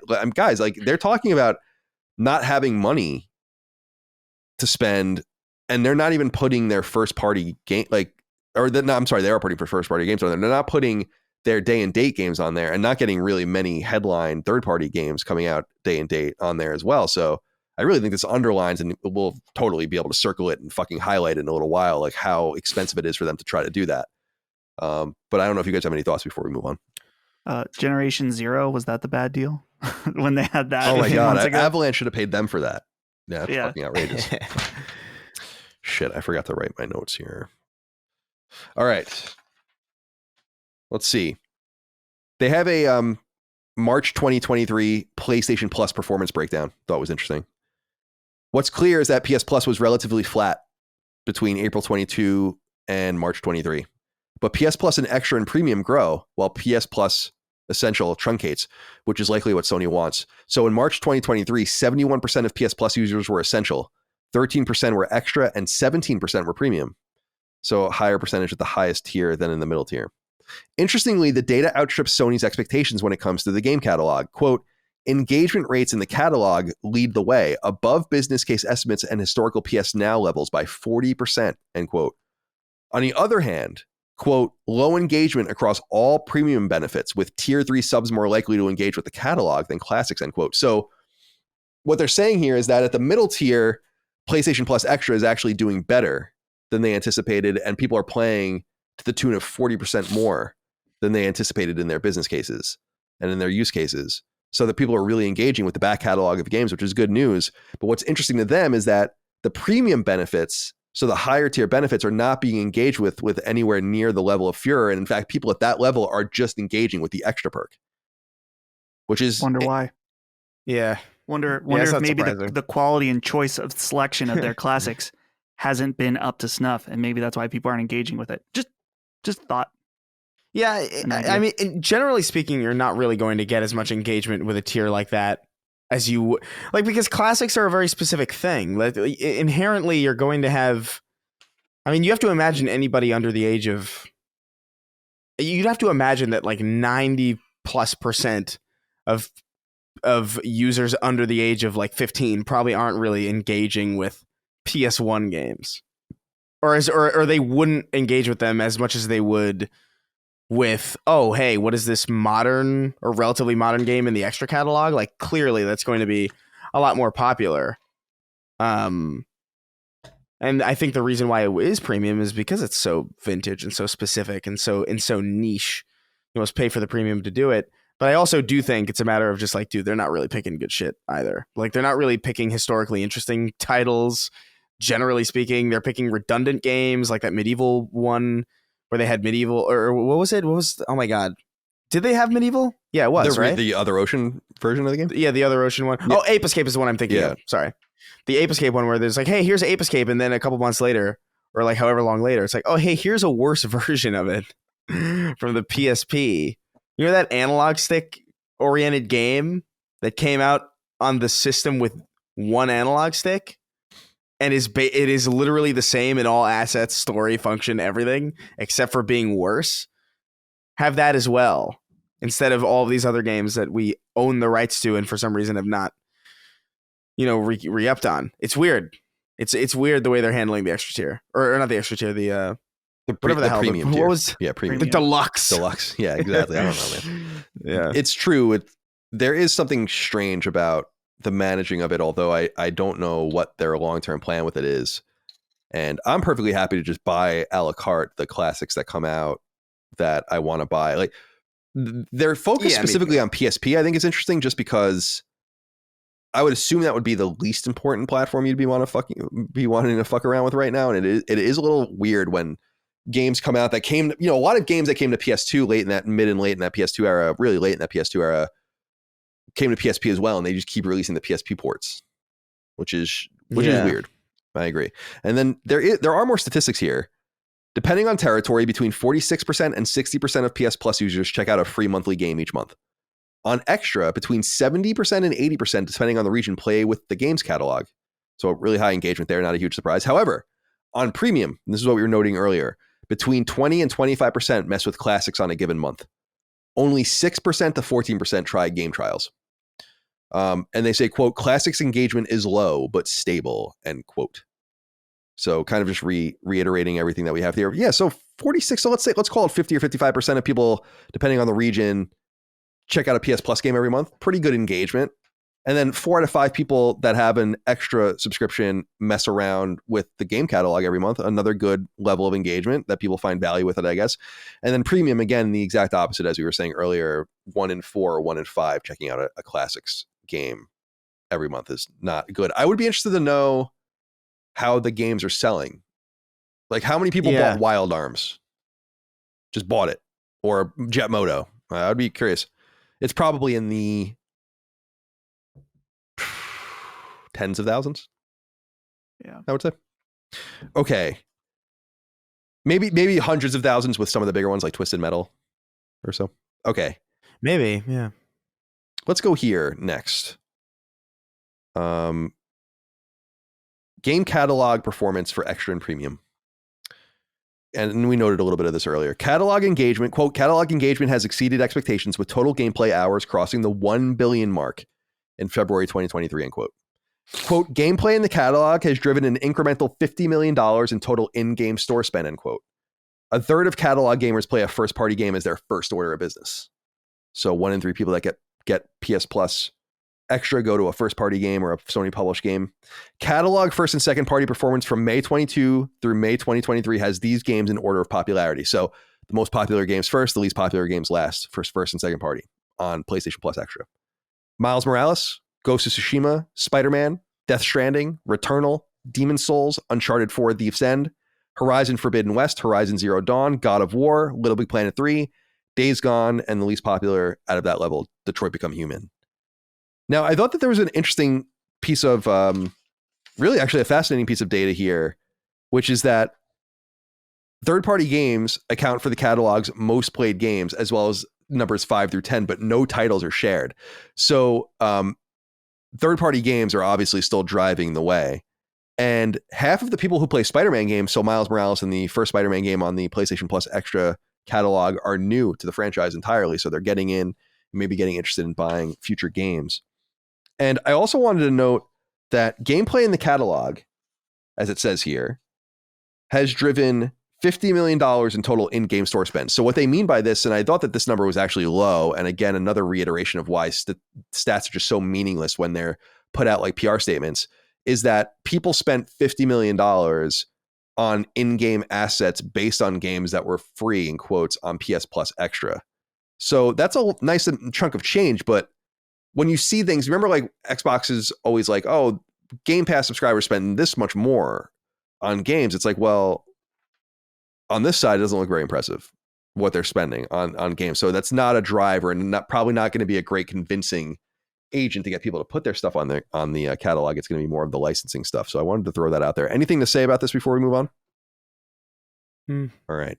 No. Next up, Classics Performance Premium. Everything PS3 and backwards. So God of War 3, The Last of Us, and God of War Collection are the 3 most popular classic games. And those are all streaming. It's worth noting that God of War Collection is streaming only, but has been played by 500,000 players. Game trials, PS Plus premium perk, aren't widely used, but those that use them are biting to varying degrees on the full product. So 7.4% of Horizon Forbidden West trial players bought the full game. 20% of The Last of Us Part 1's trial players bought the full game. 8% of God of War Ragnarok's trial players bought the full game. 31.8% of MLB The Show 22's trial players bought the full game. And finally, 22% of Uncharted Legacy of Thieves collection players bought the full game. If you beat the trial, you are considerably more likely to buy the game than if you didn't, no matter how long the trial is. Even for trials that don't hit, quote, the impact on full game sales is universally either, I didn't finish the sentence here, either equal or neutral is the sentence here. So have you guys ever tried that? I haven't used a game trial. Have you guys checked any of that? For Roller Drome when that was a trial, but my problem was just the games that had trials I was going to buy anyway. So, or I had already bought, but it's surprising to me that this feature is locked behind the highest tier because it mostly translates to them making money. So you're paying for the opportunity to play a game that you're going to buy potentially. I mean, depending on which game, but like MLB The Show, 30% people are going to buy afterwards. So it's strange to me to lock that behind the highest tier, but I don't know. Maybe there's something I'm not understanding. Yeah, I haven't messed around with it. I think I only did it once. I did it with The Last of Us Part 1 just to see like how, like if I would get it. And I was like, yeah, I played enough of it. I got pretty deep into it. I got like it. How long is the trial period for? Is it? It varies, but depending on the game. I think The Last of Us is 2 hours. Yeah, that sounds about right. Yeah, I put the full 2 hours in. I was like, yep, all right. I think it's 90 minutes to 3 hours, depending on the game. Yeah, something like that. All right, so I thought this was interesting. Sony, I called this Sony worries about Game Pass, but knows it can't work.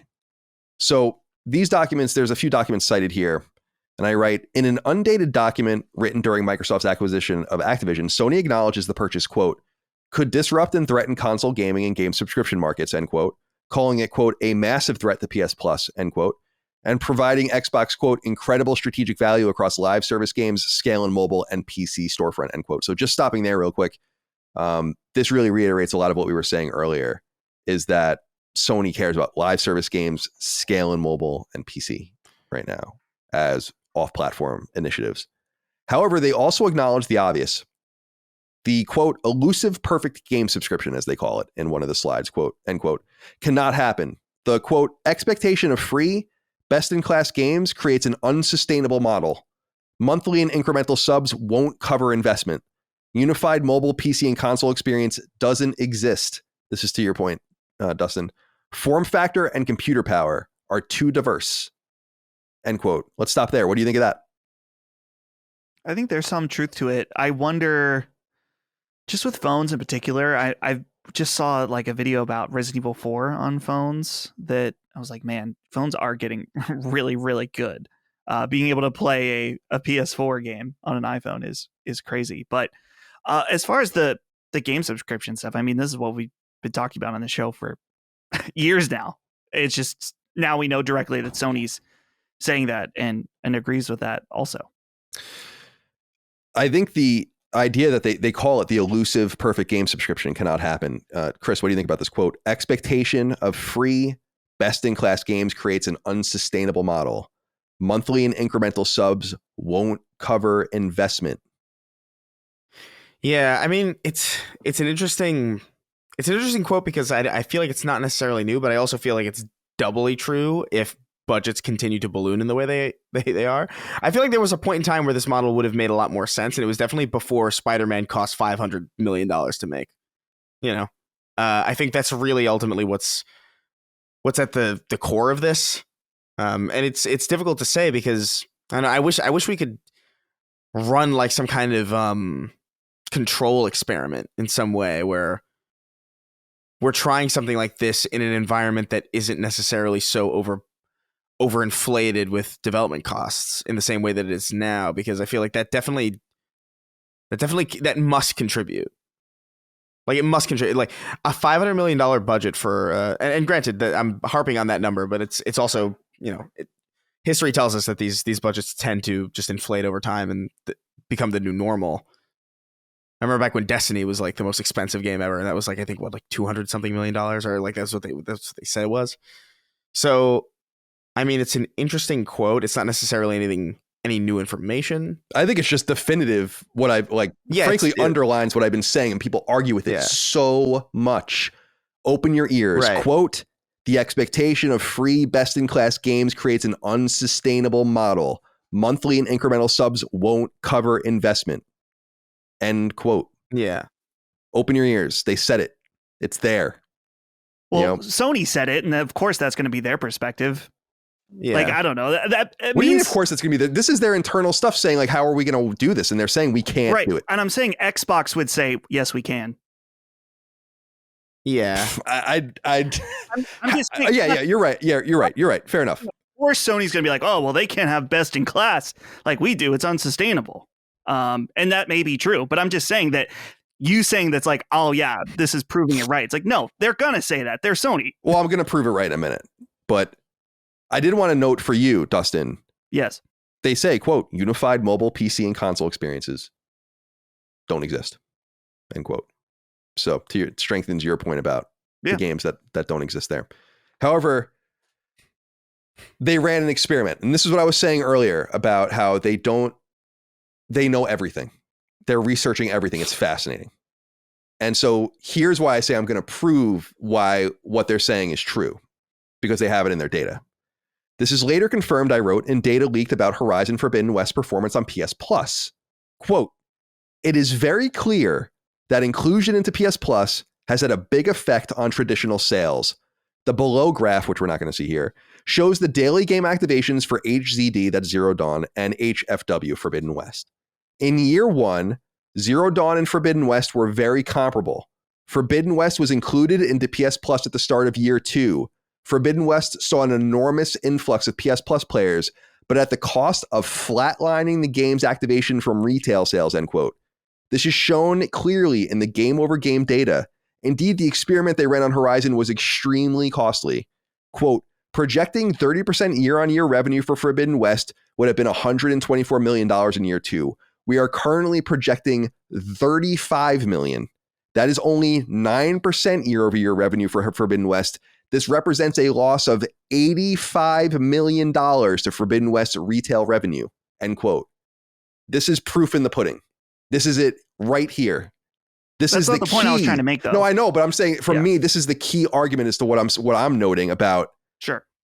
Right. it is not sustainable. Like they took one of their best in class games, they put it on PS Plus. Remember, we noted that it was weird. I was like, that's strange, you know. And now we know that they were running an experiment, and it cost them $85 million in revenue. $85 million for one game. I mean, if I don't know what else people need to open their ears and their eyes to than this. Well, here's my question, and maybe this is laid out in some way, is that sure, they lost 85 million in sales on that game, but did they gain a significant amount of subscribers that stuck around to cover the cost and the loss of sales? Going back earlier into the deck, monthly and incremental subs won't cover investment. In quotes. I just think this is like a definitive like coup de grace to the idea that it's going to happen. Like, unless this is a one-off and they have a bunch of other experiments working in which they're looking very differently, they're going to lose a ton of money. And I think this is the stuff Jim Ryan was talking about when he was like, as we understand it, they're losing. Remember when he said that in the deposition? He said something like, as I understand it, they're losing a lot of money on it when they were talking about Game Pass. Is this what he was talking about? Because as they understand it, you know, like, I think this is significant insight into the way it works at Sony, but certainly the way it works at Microsoft, with how the metrics must look for them based on that, and how important it is, like you said, for that nexus to be met, where it's like subscribers growth and this projected increasing sale of games, which is why I noted earlier, a few episodes ago when we were recording last year, that an executive reached out to me out of the industry, but was making the buffet reference. I don't know if you guys remember this, and it was like a really interesting reference he was making, where he was saying like, you can't, unless you're in like a really unique place in like Vegas or something, you don't go to buffets and get like lobster tail and like all the nicest stuff and the shittiest stuff. You pay for what you get. Like if you're going to go to one of those nice places where you get the good shit, you're going to pay for the good shit, or you're going to go to like the Golden Corral. Yeah. And you don't really do both. And so I think that, I don't know, maybe I'm crazy, but I think this is probably the most interesting stuff because they ran the experiment. They ran it, you know? The experiment environment, though, is not the same as Xbox. In that Xbox, one of the appeals of that service is saying, you get everything that we do in our first party, and I'm just saying, I wouldn't, while it is true that Sony is saying, yes, for us, this would not work, but it's not an apples to apples comparison, I would say, to Game Pass. Yeah, that's fair. But I want to nip in the bud the idea, because you had said, at least you had suggested earlier, this idea of almost confirmation bias. But to me, I look at this stuff as saying like, this is them being honest with each other. They have no reason to lie to each other, you know, in the internal text. It's going to say what they mean. Right. Right. Yeah. But they're saying for our business, and it was brought up as a comparison to Game Pass. Yeah, fair. Okay. Yeah, I think the issue too is that like Horizon Forbidden West is a AAA. It's a AAA first party game that doesn't live beyond it. Whereas like I feel like there are certain like the investment that went into Horizon Forbidden West is huge. And once you buy that game, that's it. There's really not a lot of monetization going on afterwards. In comparison to, I don't know, something like Halo Infinite, which like if you get people in there, they're spending money on like microtransactions and other things too. And there's games like Pentiment that undoubtedly, they undoubtedly didn't lose money on Pentiment. You know what I mean? That really kind of that probably helped them, if anything. So like there are differences, but they definitely lose money on like they're going to lose money on Hellblade for sure. Like if they're going to put it on Game Pass, like objectively, because I don't see how you would monetize that in any real way after the fact. I don't see how that's a more direct comparison, I think. And I think that's totally fair. Like when you have a single player, high budget, high quality game like that, and you put it on a service for very little money for a barrier of entry, you're missing out on millions of dollars in sales for sure. But it's also it's a weird game to choose, I think, to run that experiment. Yeah. I feel like they probably should have picked something else. Well, I think honestly, Helldivers probably would have been a really good idea. For that. But they have nothing. They don't have a previous. Well, they do technically have a previous game to compare it to, but I think they needed a strong selling game as the previous. I guess release so. In order to run the experiment. Yeah, that's fair. Yeah. All right. Let's move on. Who's barking? That's Frisky. Oh my goodness. She's going nuts. She must be right outside my door right now. You're gonna have to dissolve him in acid. All right. That's how it goes. Died like a dog. He died like a dog. All right, so Kotaku reported on this. I noted this earlier in the conversation, or maybe it's on the interstitial in Sacred Symbols itself. I don't know. That Kotaku reported, and it's unclear what documents they're looking at. They have like a whole cache of these things. I have no idea what tranche of documents they have. I don't have direct access to any of this stuff, but they wrote about some of the internal workings based on some documents and memos that they read through. So instead of going through all of it, I just copied and pasted their little statement here on Kotaku. I'm going to read it as it's written on Kotaku. Okay. So this is Kotaku's quote. Quote, presentations earlier in the year point to a rough projected headcount of 500 moving forward. So we're talking about Insomniac's headcount. But a September email from Sony specified a full-time employee max headcount of 470, down from its current estimated 485 employees. PowerPoint slide from a September presentation referenced, quote, 6 potential areas to reduce headcount, end quote, including a few layoffs, not backfilling certain positions, and placing up to 5 employees on performance improvement plans, which might eventually end in them getting fired. A more recent presentation in November points to potentially more drastic cuts. Quote, slimming down Ratchet and cutting new IP will not account for the reductions Sony is looking for, end quote, reads a PowerPoint note attributed to Insomniac head Ted Price. Quote, to remove 50 to 75 people strategically, our best option is to cut deeply into Wolverine and Spider-Man 3, replacing lower performers with team members from Ratchet and new IP, end quote. That same presentation argues that releasing a standalone Venom game in 2027 would deliver outsized profits and also create a bridge to Spider-Man 3, much like Miles Morales did for Spider-Man 2. It's unclear if the proposal for that game would have alleviated or reduced the need for cuts. The presentation notes attributed to Price point out that those working on Ratchet and the new IP are veterans of the studio, and cutting them, quote, would lose institutional knowledge and leadership that is key for future titles, end quote. The presentation also notes that cuts to teams would create a flight risk that could lead to additional departures. Business plans change, and Sony would not confirm if the discussed cuts are still on the table or are already completed. But a notes file referencing a November 9th PlayStation offsite meeting reiterates the 50 to 75 number of cuts. The notes suggest the cuts are being asked of other PlayStation studios as well, including the line, quote, there will be one studio closure. Sony did not respond when asked to clarify, end quote. Okay. Some interesting stuff here. Now, I went and looked around. I have no idea where Kotaku got this stuff. So, like, clearly there are many, many documents that haven't made its way to anyone yet. And again, I haven't looked that deeply. I feel a little sketchy getting too deep into it. If it's on Reddit or Imager or something, I'm like, all right, fine. But I'm not going to get I'm not downloading any of the documents and reading them myself. I am not, I don't work at the fucking Washington Post or anything like that. Yeah. Like the one Gene Park, for instance. But there's a few interesting things in here. And I think one of them is that the reduction in headcount. Now, I noted that I was talking to people at Insomniac that were really put off by this, not only the existence of this happening, which they couldn't believe, but that it, Insomniac is like mega successful, you know? And it's kind of a shame that they found out about it like this. Because it seems like if these were all in November offsites and stuff like this is happening. And so it's fascinating to learn a little bit about their own internal insight where they're like, the Ratchet team is actually like a team we're not touching. And the new IP team is a team we're just not touching. And I wonder if those are the North Carolina people actually. And if they have other people kind of in mind, but I know that it wasn't easy to go into the holidays for people in Insomniac, seeing that 50 or 75 of them will be potentially removed this year from their various posts. And if you're working especially on Spider-Man or Wolverine, you better watch your back. You know? What do you think? I don't. Is there? I mean, that's a bad way to find out, but at the same time, it's probably better than just having that dropped at your feet. You know what I mean? Yeah, you could prepare, I guess, mentally, but then you're worrying about something that, like, an eventuality that might not occur. You know? I guess. Yeah. I mean, yeah. That's rough. True. I don't know. I would assume it's a really dire situation. That sucks.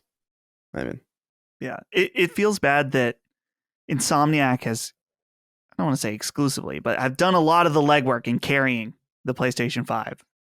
Numerous titles. Yeah, and Spider-Man 2 is a huge hit. Yeah. I just think it's definitely an insult, you know. Yeah, and then Sony's like, "Oh yeah, we need you you're doing a great job. Thanks for all these titles when some of our studios haven't even released one game on PS5 yet. And you released what, 3? Right? Yeah, Spider-Man 2, Miles, and Ratchet with another one on the way. Hey, thanks. We're going to thank you by asking you to remove 50 to 75 people. So that definitely sucks. But at the same time, this is what I was saying earlier about the budgets of these games and relying, totally betting your horse on the same style of game for 10, close to 10 years. And then being asked to slim down the budget too, while making the game bigger and better. It's just, it's a rough situation. Well, I am really interested to see, God, I keep using that word. I'm sorry, to see Ted Price kind of going to bat for people, which is cool. But also kind of throwing other people to the wolves. I mean, that's just the nature of it. He sold his company. So this is the nature of it. But it's interesting to see Sony internals kind of, cut Ratchet and the new IP kind of feeling. They don't even really care about those games probably. And are probably being allowed to be done in kind of a light way over a long period of time to keep them happy. And that's a shame. The other thing I wanted to bring up here is there will be one studio closure.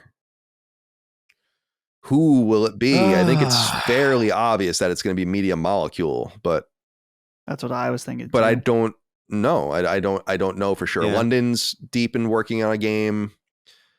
It's obviously not going to be any of the American studios. No offense. It's not going to be Asobi. It's not going to be Gorilla. Yeah. What about Bend? If they don't like what they're seeing from whatever they're doing. I would say Bend, Media Molecule number 1, Bend number 2 in terms of likelihood. Yeah. Bend was the first one that I thought of when this showed up. Just because it's been a hot minute and we've heard kind of nothing. So, and it's a little bizarre that we've heard as little as we've heard. Like, I feel like we've actually heard a little bit more about Media Molecule than we've heard about Bend. In the sense that, like, we know at the very least that Dreams is done and that they're starting something. It might be too early. It might even be too early for them to call it on Media Molecule in a sense. So just be like, well, you really did get started. Ben's been on track for a while now. Because when was Days Gone? Was that 2020 as well? 2019. Yeah. So it's 5 years, man. It's a lot to get those freakers out of the system, you know? God. Oh, man. Getting them freakers. All right, so we agree. All right, so Ben, I think Ben's I hope it's no one, but the reason that I didn't go to Ben there's reasons to not go to either of them really at all, is Ben's interesting because they have kind of a connection to a unique space where in Oregon where there's not a lot of people that live or work there, and you kind of, it's this very unique a group of people. A lot of them have worked at Ben for a long time. And that might be a reason why it's kind of zero risk to close it though. and why I'm happy that friends of mine like John Garvin have gotten out, and friends of mine like Eric Jensen, who was a producer and a designer there for a long time, went to Sucker Punch and everything. So it could be, we're going to talk a little bit in the miscellaneous section that Ben pitched a Days Gone 2 and an Uncharted game in 2020, neither of which obviously happened. So Yeah. fascinating to think about it from that perspective, but I hope that the closures are none. But so I guess you would look at Bend as kind of maybe being that, yeah, and they maybe have given them enough rope to hang themselves with now if they don't have anything going. At the same time, Media Molecule is a BAFTA award-winning studio, and it's hard to imagine that they would blink that out of existence, but Xbox blinked Lionhead out of existence, and they were a similarly prestigious team run by a auteur-style developer. I don't see it being entirely different. I mean, that's also a very different environment, though. It's a very different world than the world we're living in today. Whereas I feel like 2009 EA would have closed down a lot more studios in even in the few years of the 2020s and the late 2010s than they have, probably as a result of, just not only just wanting to manage their reputation, but also the importance of talent retention in general, even if individual projects and individual teams don't work, is a lot. I feel like it's a lot higher and a lot more meaningful to publishers today than it used to be. Like, it used to be like, oh, who cares? Pandemic's great. Like, it's kind of crazy, but that really was the attitude for a long time. And I think that definitely was the offhands kind of attitude of Microsoft back in that time. It's like, yeah, who cares? Who cares about Lionhead? We've got Bungie right now. We've got all this, and they were in a cocky position too around that time. So yeah, I think Phil Spencer said in one of the emails that leaked. Oh yeah, we're talking about leaks. One of the emails that leaked, he was saying something like they didn't shut them down for money reasons. Even they shut them down because they just didn't have the talent was just leaving, basically. Yeah, it's unethical. By the way, it's unethical to talk about. Oh, I'm sorry, I didn't know that. Yeah, Phil Spencer's a really nice guy. So in fact, fuck you for saying that. Phil Spencer plays video games just like you and me. Yeah. I was walking and I saw Phil Spencer fighting freakers. They were freaking. I said, wow, these guys are freaking. I said, wow, these freaks are freaks. Oh my God. You probably make call him Antifa or something like that. Oh man. All right.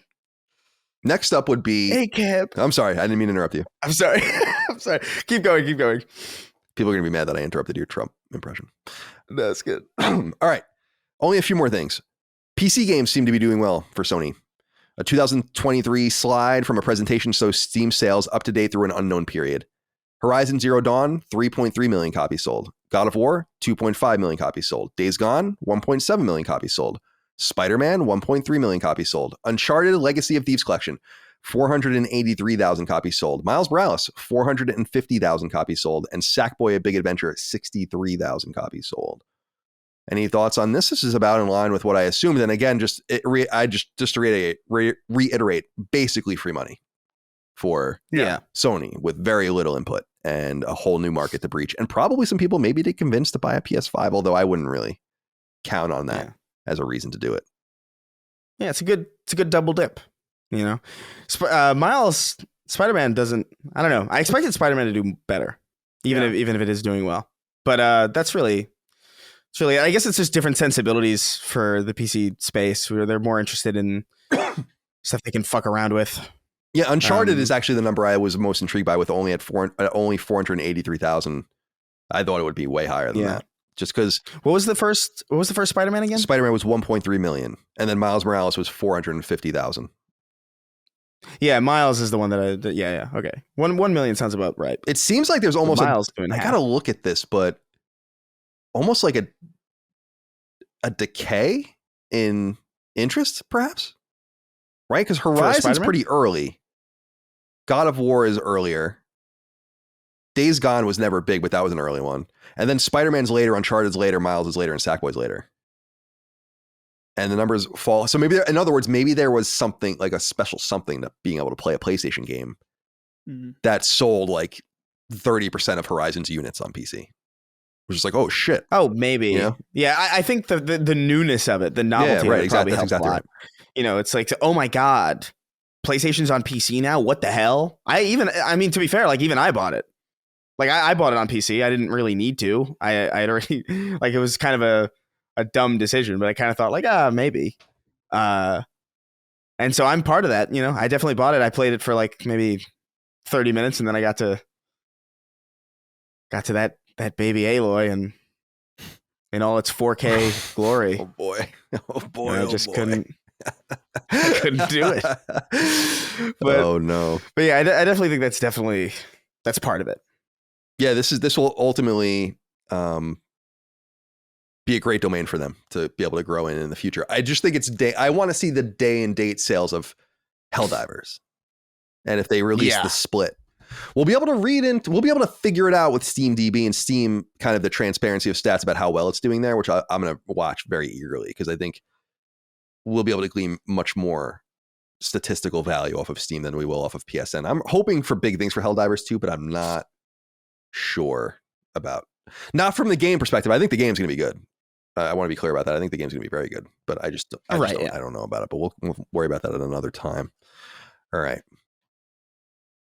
Some incidental information on Gorilla and Bluepoint. Strays. All right. Gorilla has one project listed as its current called Hunter's Gathering. 40% of Horizon Forbidden West budget was spent on outsourcing. This reduced to 21% for Burning Shores. That is nuts. Yeah. Just totally That's crazy. Microsoft Almost half the numbers. budget is spent outside of it. All right. So Gorilla's working on a game called Hunter's Gathering. What do we think this is? Is this people are saying this is like the multiplayer game? It doesn't say this is their only project, but it is weird that it only lists this project. Yeah. There's obviously going to be a third Horizon game. So it's listed that way, right? right? It's listed as Hunter's Gathering. That's what it's listed as. Yeah. I wonder, because that can't be. I don't know. That says it's a shit name. Yeah, like so it must be. It must be a code name exactly. or something. Yeah. That sounds like Horizon to me. It sounds like multiplayer makes... Horizon is, I think, what people are saying. You know, like Oh, yeah. Yeah. Oh, I made that noise. People don't like when I make that noise. You excited? You excited to play multiplayer Horizon? No, not at all. Not at all. You excited to unlock a UAV? Oh my god! As Aloy, we're going to talk about it. We haven't done it yet because we're doing it out of order. But on Sacred Symbols, we're going to talk about leaks regarding NCSoft's Horizon game, which is its own beast. So I don't. Do I want? No. You know what I want out of Horizon? The third game. Wait, and so, then we so can move NCSoft on is NCSoft is the Korean right, studio, the right? one that's making that's been a long rumor to be working on an MMO. Okay. And I think so we can talk about those leaks because we don't know them. Oh, right, exactly. That's right. Yeah, well, they speak a different language and they're across an ocean, so I think it's okay. Yeah, it's totally fine. They're basically, aliens. I was gonna say, what were you gonna say? Oh no. Oh no. It's gonna be way worse. But and then Bluepoint is in here. Listed, their project's listed merely as original content. There is a leaked piece of concept art. I looked at it, but we're not going to include it here. Obviously, you guys can go look it up if you want. Did you guys look at it? Oh, I did. I didn't see it. Oh, you didn't see it? Dustin, can you look it up? Yeah, let me see. Hold on. We're not going to. I didn't even know that was. I looked around for a while and I didn't see anything as far as I saw mostly the Wolverine. I saw all the Wolverine stuff. We won't talk about it, obviously. Right. But Wolverine. Wolverine. He's a little man. I don't like him. He's a little creepy goblin, like a little ET. That's okay. Okay, I found it. Cool. I can send it to Chris. We're not going going to to put it over this. here, but I'm very curious. Yeah. I'm trying to see if I can get this removed from Reddit. I can send you a really tiny version right now, but it's very tiny. But yeah, whatever. I mean, is it legible at least? You can just make out that it's this is Oh, okay. Yeah, so you guys can go look that All up right. if you want. We're obviously not going to do that. That I think is showing that stuff. I think is a step too far for sure. But yeah, that happened. Original content. We knew that. The earlier rumors. I've said this many times, but the rumors I heard of them kind of working on something Bloodborne related, I guess, just never wasn't true, or just never came to fruition, or who knows. So I'm excited for them to be able to stretch their wings, and it's good to know that Sony bought them as more than just a port studio, or not even a port studio, but as a remake studio.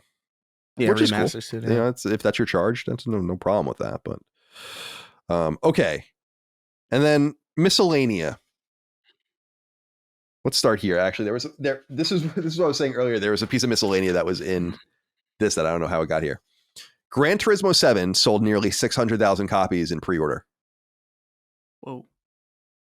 In pre-order? PSVR's Astrobot Rescue Mission sold 1.2 million copies. Everybody's Golf sold 615,000 copies. Medieval from Other Ocean, 638,000 copies.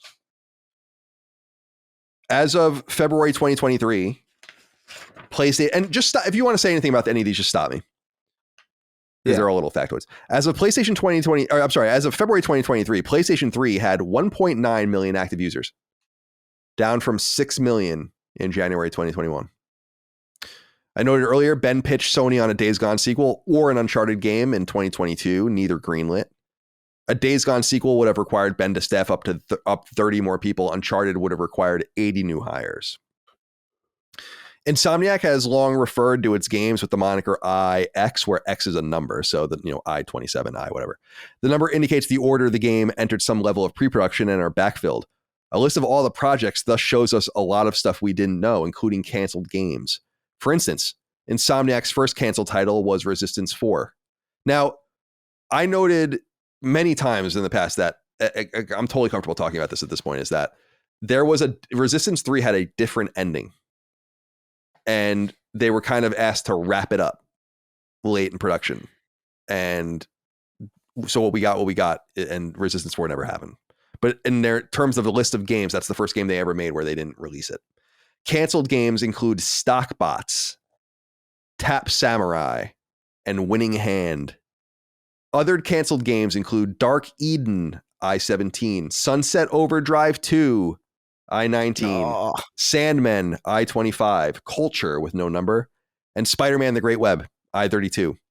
Codenames: Sunset Overdrive 2 was Ivy, Song of the Deep was Siren Song, Miles Morales was Spartacus, Wolverine was Bacon. Microsoft appears to own the publishing rights to Sunset Overdrive sequels. Quote, Microsoft will have the exclusive rights to publish 2 sequels to the product and any associated DLC, ports, and derivative games, end quote. Doesn't mean Sony can't have them. It just means Microsoft will be the publisher. So that's probably a good answer of why you'll never see Sunset Overdrive ever again. Yeah. Insomniac's off-console and off-publisher stuff virtually universally bombed. Oculus VR game Edge of Nowhere from 2016 sold 37,000 copies and made $846,000 in revenue. It cost $9.3 million to make, therefore costing Oculus and Insomniac $8.4 million. Other VR games, Feral Rights and The Unspoken, sold 4.7 thousand copies, so 4,700 copies, and 69,000 copies, respectively. They lost a combined $17.5 million, with Feral Rights bringing in $65,000 in revenue. The development of all of the Spyro games on PS1 was $7.6 million combined. All PS2 Ratchet games were made for $30.6 million combined. Sunset Overdrive cost $42 million to make, made $50 million in revenue, and sold 1.9 million copies. EA's Fuse cost $36.3 million to make, sold 317,000 copies, grossed $4.85 million, and lost EA over $30 million. Song of the Deep was closer, selling 250,000 copies. This is the game they did with GameStop, the Game Trust label, making $2.64 million on a $3.6 million budget. So that's all the miscellaneous statistics that I pulled out that I thought were interesting. Anything you guys want to go over there, or are we free to wrap this up? Those VR games, I'm not surprised they didn't do well, especially because that was during the time where it was the original Oculus Rift required a big beefy PC and an expensive VR headset. But now they're just kind of games that are lost to time. I'm sure that Facebook at the time, I guess it would have been Oculus. It would have been Facebook, and Oculus was perfectly happy to just eat the costs because they needed anything at the time. But it sucks to make something. And those games I've heard that Edge of Nowhere game is supposed to be awesome. Like, they were really good at making VR games. It's just no one bought them. Yeah, Do you I'm think- sorry. Go ahead, Chris. Well, I was going to say, do you think with all that history there, and kind of understanding like the fraught kind of nature of their output, do you think that puts into perspective why Sony's deal to buy them was such a steal? Yeah, that's exactly what I was going to say. You totally read my mind. Is it really puts that into perspective? Because they were getting paid upfront money, but they were certainly not getting royalties or residuals. They were missing out on all the back end stuff. If you're selling 4,000 copies of a game, you're definitely not. Or 300,000 copies of an EA game, you're not getting shit. You know? Yeah. And yeah, I think that's a great observation, and exactly something I thought of too, is that they were probably really not in trouble, but they probably were either carrying debt or were just really overextended, and they were just like, this is what we're going to pay for you. Because I when you see the sales data, it plays that out, right? Like they didn't blow up until Spider-Man. I think people might have even overestimated how many games they were selling until Spider-Man came out. It was lower than you could have ever imagined. And I'm not even talking about Ratchet. I mean, think about it. PS4 Ratchet was like the first piece of good news they had in years when you look at it. And I think that's so I think that's a wonderful observation, and it's unfortunate, but that is true. And they're in a stronger position than ever. What's fascinating, though, Chris, is that we had assumed that maybe they had purchased them for their VR expertise as well, in which that seems to be not the case. Yeah, no. Yeah, definitely not. And not from the game sales, because they might have known, like what Dustin said, that game was actually really good. They probably know that too, but there's no evidence of that in their flow chart here of what they'll be working on next. So other than that, I think that's it. Is there anything else you guys wanted to talk about here? Or are we all good to wrap this thing up? I don't know. I think we covered it. Yeah, man. Shout out to Insomniac, the wonderful studio. I hope for the best for you guys. I am certainly disappointed on your behalf of what has happened and befallen you, but as a news show, we have to cover the news. We don't make the news, we cover it. And I'm sad to see you guys totally eaten up by Marvel. And I don't know. It's interesting because Sony doesn't own very many things, as we know. And part of the fun is thinking about what could come in the future.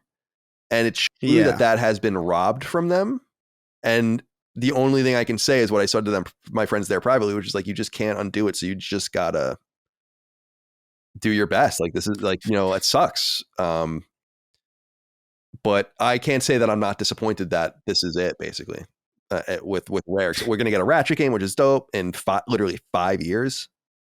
So yeah, that's cool. And the new IP in the 2030s, maybe we'll see those, and they'll be cool when I'm an old man. Yeah, we'll all have arthritis by the time the Insomniac puts out a new IP. I will be 50 by the time the X-Men trilogy wraps up. Damn. That's crazy. I don't like thinking about that. Me neither. All right, my friends. Well, that was good. I'm glad that we broke this off. This would have dominated a regular episode of the show, which I did not want. So yeah. Now, if this happened and we were just in the normal course of business, this would have dominated the show, but not today, my friends. Not today. Sacred Symbols Plus, glad to come through in the clutch. Thank you guys for your patience as we covered this. We were on vacation, rare vacation. But as I said, I was bored anyway. And I was ready to come back. What the fuck am I doing? Twiddling my thumbs, playing Tales of Arise. It's bleak out here. All right. Chris, goodbye to you, my friend. Thank you for your time today. Of course, man. Dustin, goodbye to you, my friend. Thank you for your time. Goodbye. I'm going to download Final Fantasy VII Remake. I think it's time. Oh, PS5 version. I'm waiting. I'll talk about it. I'm waiting until February. Well, you've already heard me talk about it. Yeah. On the show. Yeah. That's exciting. But it starts tonight. Cool, man. All right, my boys. Appreciate you. Appreciate all of you out there. Happy New Year. Thank you for joining us. We'll see you next time for more. Until then, goodbye. See ya. Take care, guys. Sacred Symbols, a PlayStation podcast, is a product and trademark of Last Stand Media and Collins Last Stand LLC, and is proudly recorded in the USA. The show is conceived by, is written by, and is directed by me, Colin Moriarty. My co-hosts are Chris Raygun Maldonado and Dustin Furman. The show is produced by executive producer Dustin Furman. It's edited by associate producer Ben Smith. All of Last Stand's theme music is by my best friend, Ramon Narvaez. As you know, all of Last Stand shows, including Sacred Symbols, are fan-funded on Patreon at patreon.com/laststandmedia. The following names are at the producer level on Patreon, our highest tier, and we're grateful for your thoughtful and kind contributions to our independent endeavor. Thank you.